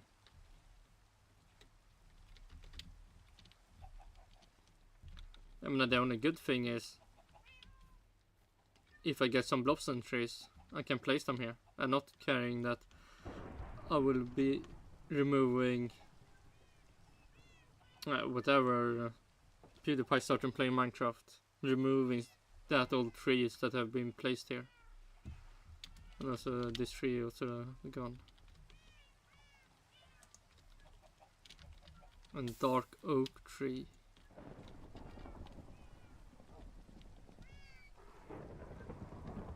Oh my god. Could I get more skeleton horses?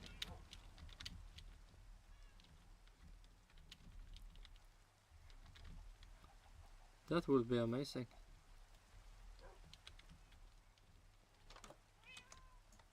But not today, we are collecting fishes. And we are a long way to go.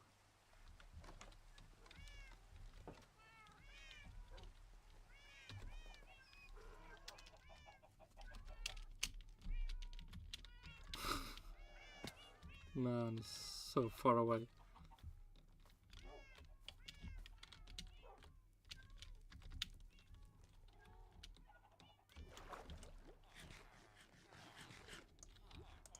Depending on the circuit layout, they police track limits so that your New next fish lap's for the deleted as collection. well, depending on what the exit of the track Oh, is fuck like me. leading onto the start 1, finish 2, straight. So 3, there's still a bit 4, of inconsistency there, and maybe that bit needs to be revisited. Next up, a question from Stuart Coulter that I'll take.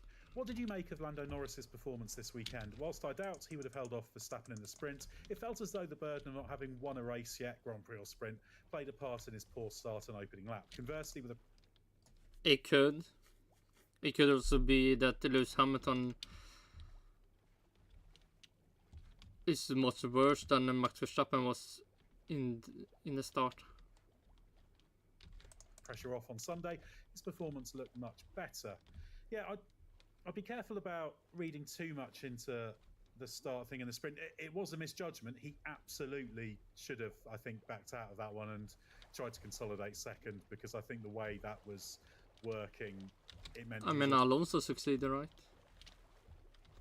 Always going to end up in that really low grip area and perhaps be in some trouble. I do think there are...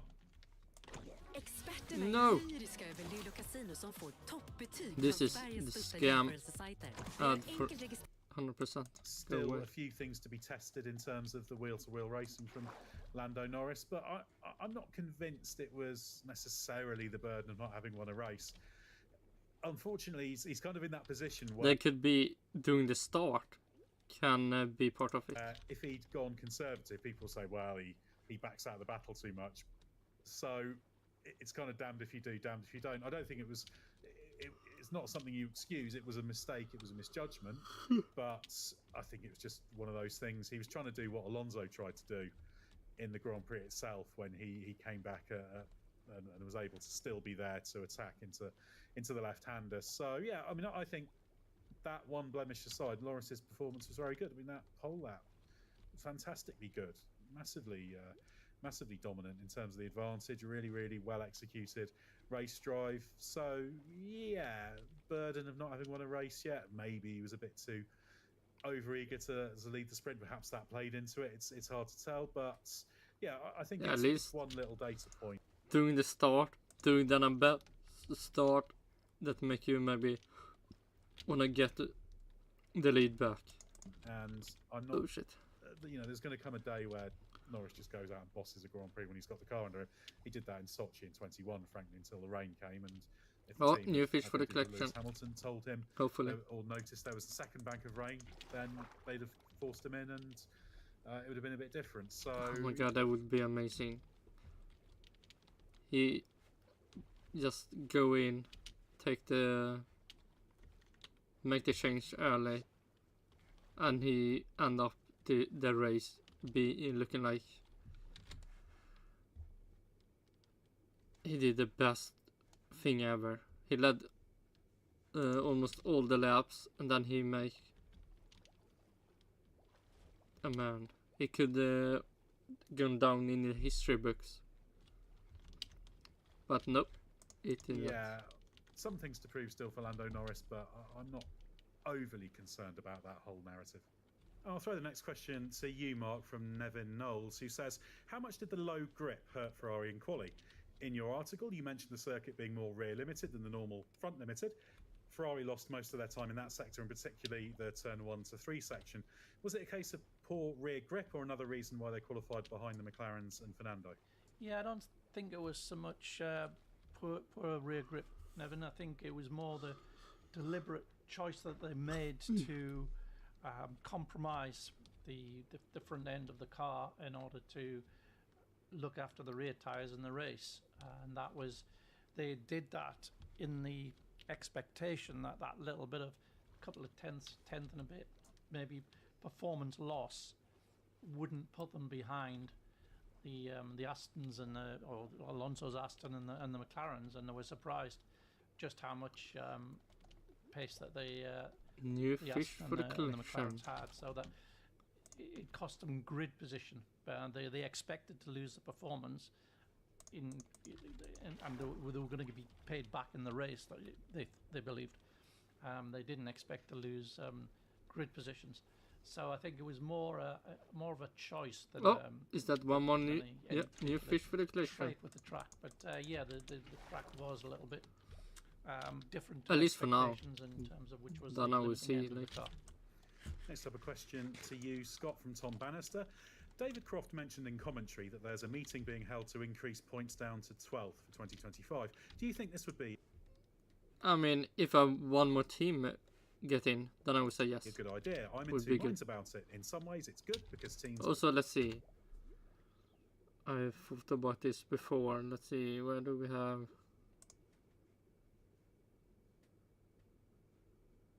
Give me the information.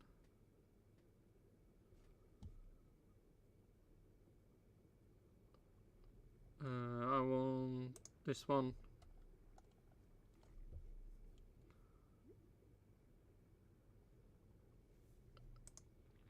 No.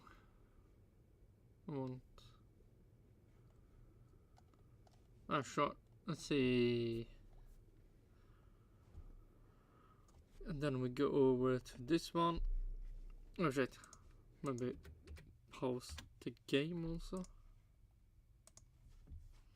So here we had one. So my idea would be it goes to 14, 16.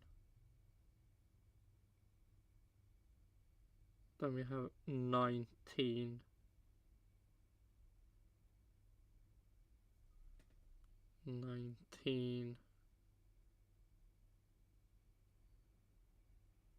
22.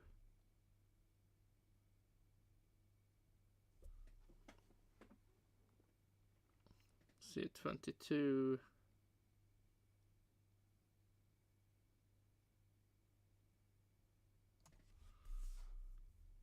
Fuck me. We should do it more easily.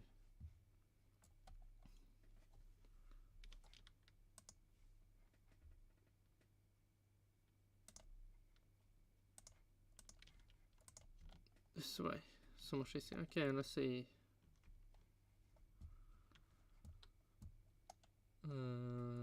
1, 2, 3, 4.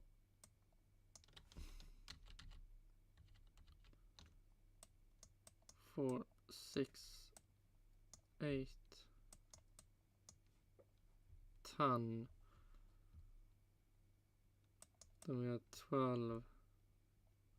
Then we have 14 and 16. And then did we have?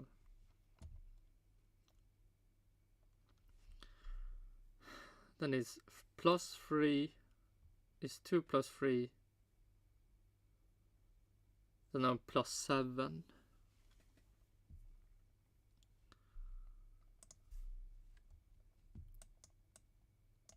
$19, 22,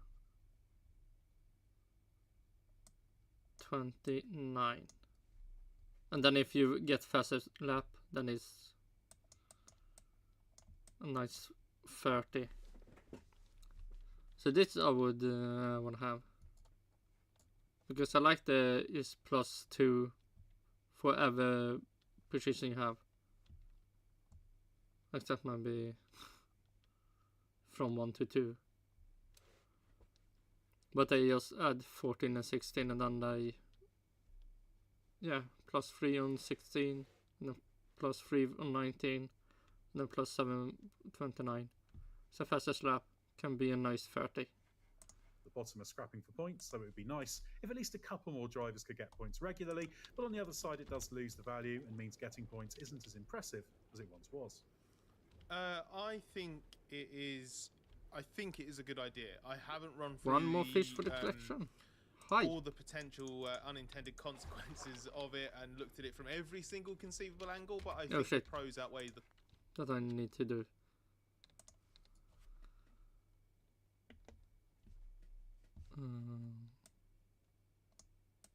P1, P2, P3, P4, P5, P6, P7, P8, P9, P10, P11, and P12. And then we save this as new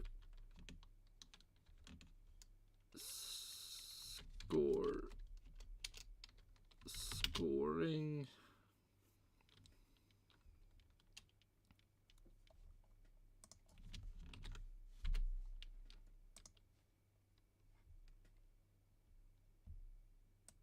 P1 plus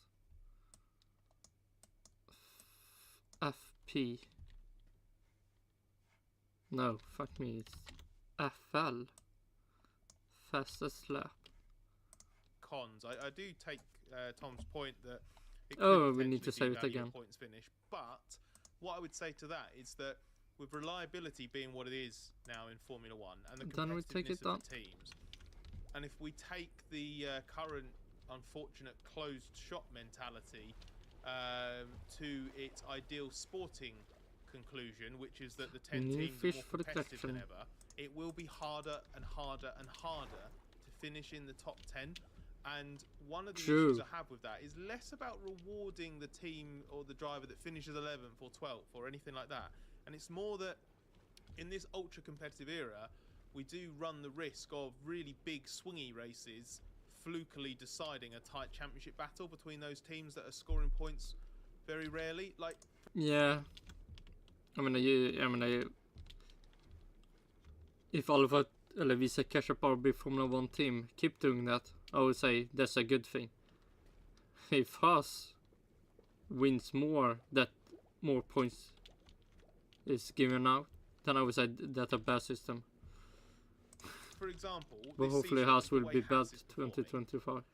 nicking a 9th here or a 10th there, Haas does not deserve to be beaten in the championship by a Williams or an Alpine that at one race between now and the end of the season cashes in when there's a bunch of chaos and finishes 6th and 7th in one race and banks all the points, when Haas could have picked up a point here, 2 points there, or more than that if they'd had, an 11th and a 12th and then a 9th and then an 11th again. And do you know what I mean? They'd have been just chipping away at it. They'd have been getting more points for their 9ths than their 10ths, and they'd have been getting points for an 11th or a 12th. And But if you don't want 100% any swinging, then you should actually just remove, or then you should have points for every place you finish. Then it will be most fair. I feel like the championship standings at the end of the season between those teams will be a more accurate reflection of their performance over the course of the year. So I'm in favour of it. Yeah, I think it's logical enough. Fuck me. It's not what I have a massively Placed strong last opinion year. on, but I think it's logical to do it. It's a pretty minor change as well. Ultimately, it's not like it's not 10 points for a win turning into 25 points or anything like that. I don't think it's a particularly divisive one, but there might be some people out there that the hill that they die on will be the points just for the top 10. Ultimately, we do like that kind of number, don't we? Well, we like a bit of base 10, don't we? But well, maybe they can offset it by finding a new 2-car team if there's someone out there who might want to race. There's none out there. Right, a question now I'll take from Oscar Robledo, who says, what was the logic behind Fernando Alonso going onto the soft tyres during the first safety car, and where would he have ended up had there not been the second? From the greatest person in F1, Peter Windsor, had the information that, oh no, Alonso even said that. You don't even need to listen to Peter Windsor. You just need to listen to what Alonso said. They didn't have other tires to choose between. At least if they wanted to use new. Man, P1 is so washed. Safety car. Well, yeah, I think probably he could have finished 6th. That was about as good as it was going to get had the race gone normally. Unfortunately, Yeah, purple. Alonso and Aston Martin were a little bit boxed into a corner because they only had one set of hards to take into the race. So Alonso started on medium, perfectly logical, put on the hards, and then the virtual safety car happened, and that was okay.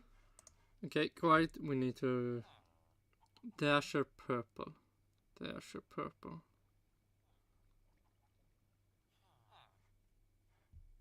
Dasher purple. Nope, and here we also have the bucket of salmon I was looking for all the time. Where do we place all the new fishes now? We need more place.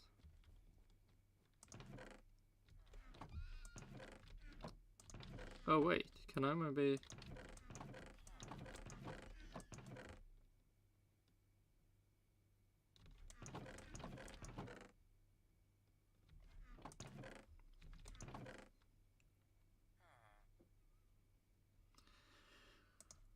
We start placing them here. Let's see how many...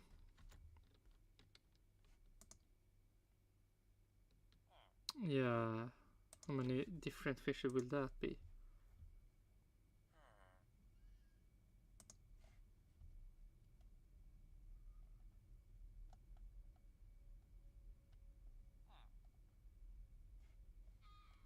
Let's see, 2 shapes, 6 patterns, 2 times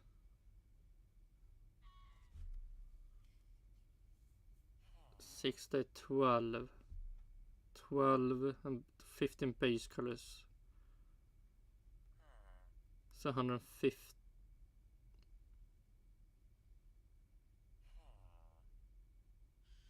What the fuck?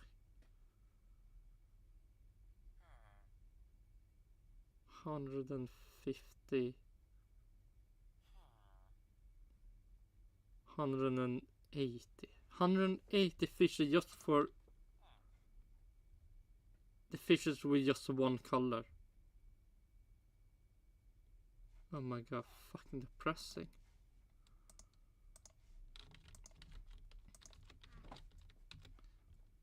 We need to go away with this one.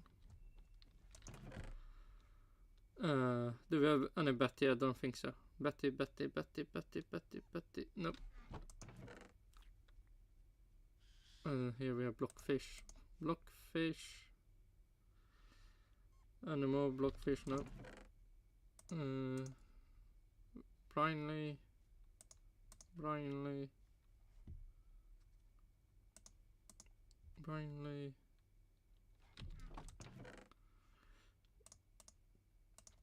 Clayfish. Dasher. Nope. Flopper. Nope. Glitter. Cob. Spotty. Stripey Sunstreak. And this we need to go away with. Oh, we need more food.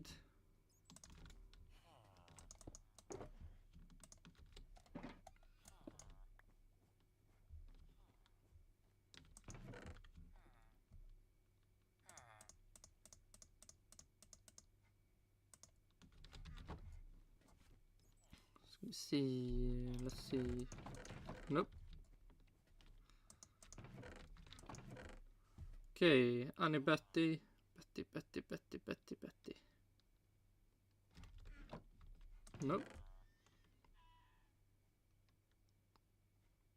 Blockfish.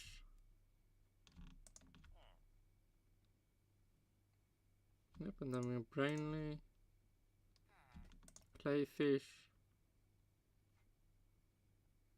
Dasher.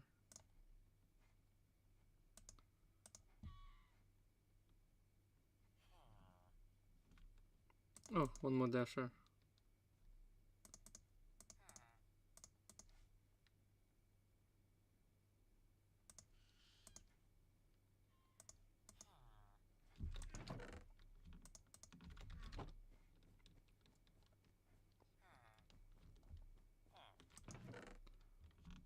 Oh no. Do I need to... Oh! We were lucky.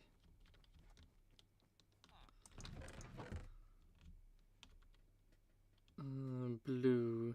Do we have any Betty here? They were on Betty.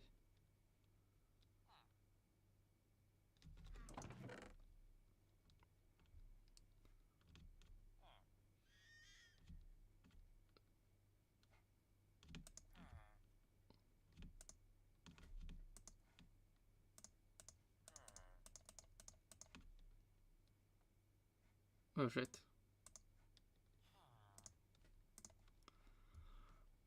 Okay, blockfish, briny.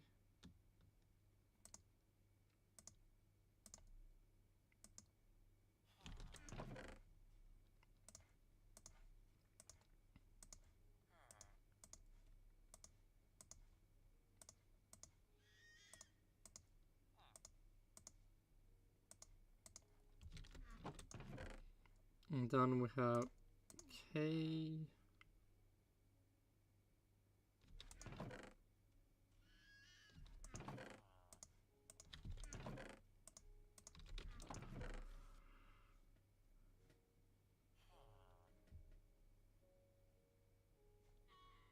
Okay, let's see.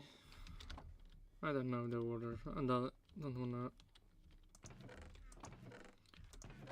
Okay, Snooper Spotty, Snooper Stopper Stripey, Snooper Spotty Stripey, Snooper Stopper Stripey, Snooper Stopper, Snooper Spotty Stripey.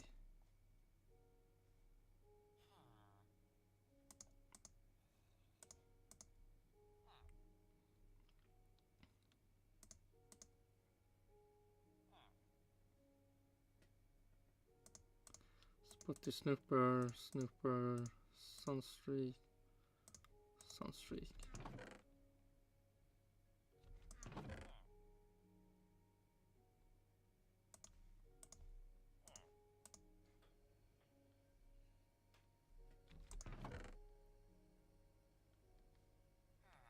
Nice, now down, and we can do more.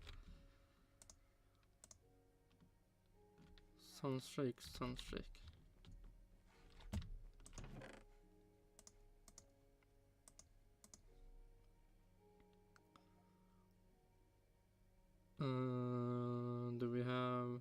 Do we have black?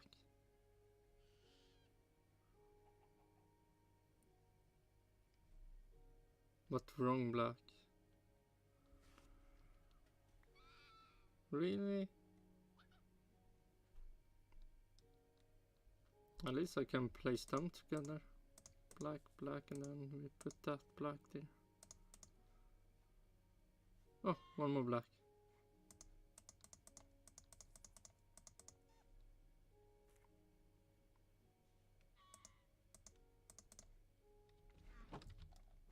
Oh, fuck me, I need to do all this also. Oh, no, Betty.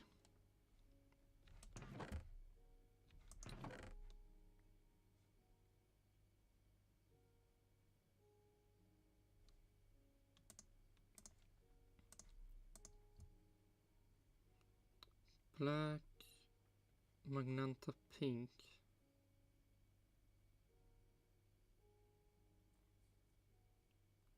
Okay, good. But then the safety car happened and they just had to pit at that point. And then you're left with knowing that probably a set of mediums won't get you to the end. So they decided the only thing they could do was commit to that extra stop and put some softs on. So it had to be a bit more of an attacking approach. So that was a decision that was effectively made in FP1 and caused by the race circumstances because you've only got 2 sets of hard tyres to take through the weekend. Mark, a question for you from Chris and Gandu, again about Ferrari. His question is, how come the Ferrari lacked so much pace on the hard tyres? It lacked pace relative to Norris on the hard tyres. I think that was down to the exceptional job that McLaren did in getting that car balance, Light and blue. Lando did in keeping the tyres, the temperatures equalised. between the front and back. If you look No, at light his blue, pace light blue, compared purple. to Perez, it Pink wasn't grey. that different. Grey Perez pink. was able to overtake him, but he was still he wasn't really. Perez wasn't really able to pull away from Leclerc. I think it wasn't the ultimate sort of performance that they could have had. I think they did misjudge Pink that also. setup change that they made going into qualifying after sprint qualifying. But I don't think it was a disastrous lack of pace. I think it looked more than it was because of the exceptional job McLaren and Norris did. Great. It's got a question for you from Paul Hodgen. How can the Mercedes possibly be so different in the wet? And what changes actually occur when one driver goes into a completely different direction from the other? Surely this shows that the team has no clue about their car. You'd have thought that the engineers would step in and give advice. They know nothing about the car. They should just leave the sport. Based on what setup is best. Obviously, you've touched on the second part of that question a little bit already, but yeah, different proposition in the wet in terms of Hamilton wouldn't have qualified second in the dry. Yeah, I Black, had a yellow. feeling we'd have a question like this when you just look at how drastically different the qualifying performances are. But Mark might be best placed to pile in here if I'm wrong. But in terms of what these kind of changes between dry and wet weather performance, the days of inherently different dry setups and wet setups, I think, are kind of in the past. There isn't a huge amount of difference now, I think, through the weekend, especially with the fact that you end up with such little. There's so much that you can change on a car, and you just end up with fairly little time to do it, especially on a sprint weekend. So I feel like this would have just been a case of for whatever reason the Mercedes switching the tyres on particularly well in the wet on Friday in that session, and Hamilton doing a very, very good job with that. I think him and Alonso had similar approaches to that session when the rain came and just built up to it really nicely and did a very tidy job. So it could be the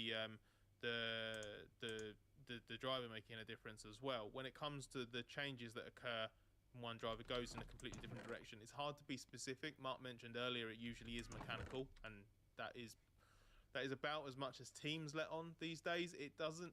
I mean, sometimes you get like overt choices in wing level.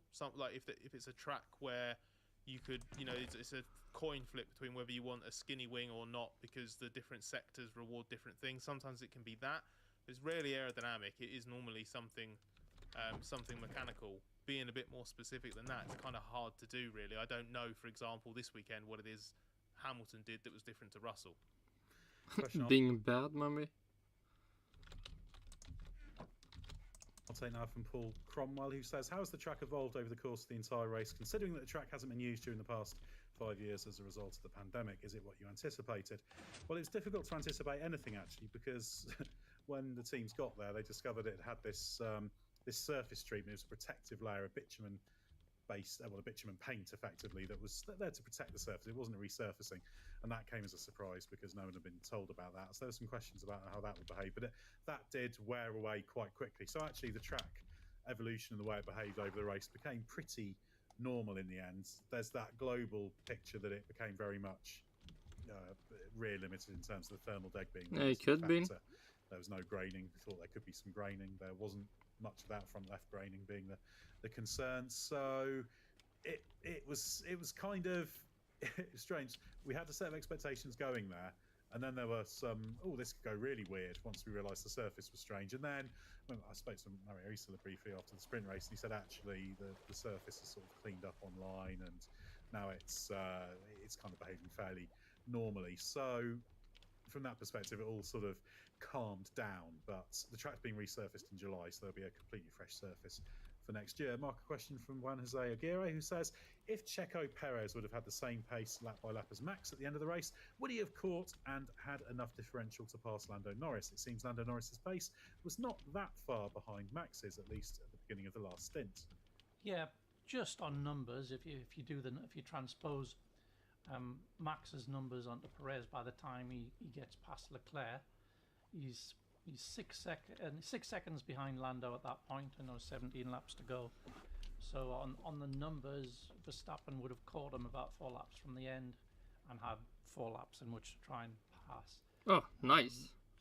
Probably could have, but it's not quite as simple as that in reality, because Perez had, by the time he'd got into that position, he'd used a hell of a lot more of his tyres than Max had needed to do running up at the front. So I don't think it's quite a fair comparison, really. True. You've spent 7 or 8 laps fighting the other guy. You're going to have taken a hell of a lot more energy out of your tyres than the guy up the front who's just monitoring the gap back to the second place. And one for you, Scott, from Chris Shaw. Were offending drivers such as Lance Stroll and Kevin Magnussen, for example, given penalty points on their FIA licence for their racing misdemeanours? Personally, I feel they're also readily avoiding any real punishment with time penalties, as neither really looks on points. Surely a grid drop for the next race would be more appropriate, and I'd even say reserve drivers should be given an opportunity, if they continually accrue more infringements, to add real consequences whilst giving someone else a go. Fuck Lance Stroll. Well, the reserve driver will get a go if they pick up too many, because that's the whole point of the penalty point system. They get up when they get 12 points, it's an automatic 1 race ban, and they'll learn the hard way if they rack up enough. I think the penalty system is a little bit. Race ban should always be if you do something really bad in the race, like what Lewis Hamilton did in Abu Dhabi. I don't know. Abu Dhabi 2021. No, but in Silverstone. Flawed. I personally would like to see fewer penalties overall, and then more significant penalties for the most egregious kinds of mistakes. I'd rather. I just feel like. Look like a new fish for the collection. Anecdotal. I'd love to have a specific bit of evidence for you to support this, but I do just feel sometimes like, when do time penalties ever actually kind of rectify the situation or act as enough of a deterrent to actually be worth it? Would we not be better off in a situation whereby you either kill someone's race entirely with a drive-through penalty or something like that, or park them if it's so egregious that it merits that kind of punishment, or do we just go with grid penalties at the next one? I feel like we've got a bit of a bloated, overused and complicated penalty system at the moment, a bit inconsistently applied as well sometimes, and maybe the whole thing just needs a bit of a rethink, including how often we dish out penalties, as Mark was saying earlier. Yeah, certainly. It's become ever more. Drive-through penalty should be if you get past someone in a bad over the white line,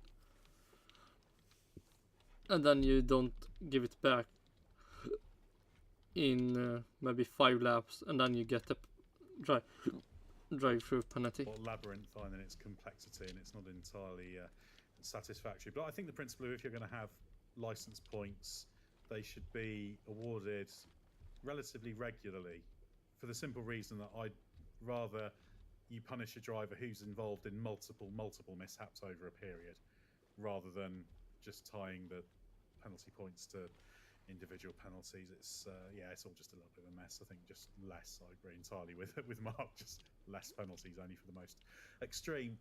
Question now from Ian Hanley that I'll take. Aston Martin are very quick in most quali sessions in the hands of Fernando Alonso, but always seems to suffer in the races, resulting in slower race pace.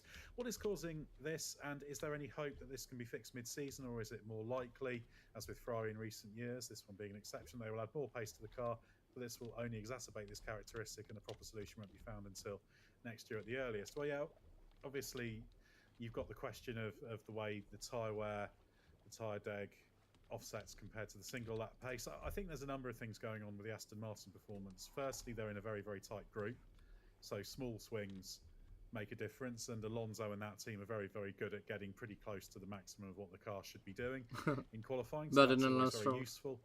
I think when you've got any car, the soft tyres, the fresh rubber in qualifying will cover up a few vices sometimes, and then that will play out a little bit more in the race. So you kind of regress to the mean, for want of a better word, because once you're into steady state running, and as you say, as the question implies, that the tyre management and the tyre deg is a part of it, you can't sustain that pace. And you've also got a situation where the Mercedes is generally stronger in race trim than it is in qualifying, so it's quite easy to shuffle. Not if you lose Hamilton. All that means that we've seen a number of times where Aston Martin, particularly Alonso, has qualified more strongly than he can possibly race. So yeah, when you say confluence Aston Martin, you mean just factors, Lewis, I think Alonso. there, as well as the Oh, fact that sometimes you can have slight one more differences fish with, for the with collection. fuel load as the fuel load shifts and the impact that can have on the car. So lots going on there. Well, thanks very much to Mark and Scott for your insight. Head to therace.com. Don't forget the hyphen plenty to read there. Check out our other podcasts, including the Race F1 Tech Show with the legend that is Gary Anderson. Have a look at our videos on YouTube as well. Well, we've got a gap now until the Miami Grand Prix, but we'll keep podcasting, so stay with us for everything you need to know from the world of Formula One. Nah, probably.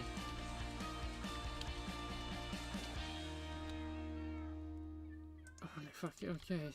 Finally, it's over. Now we can go to the bed. Go away. And then we make so we can end this really soon. Come on.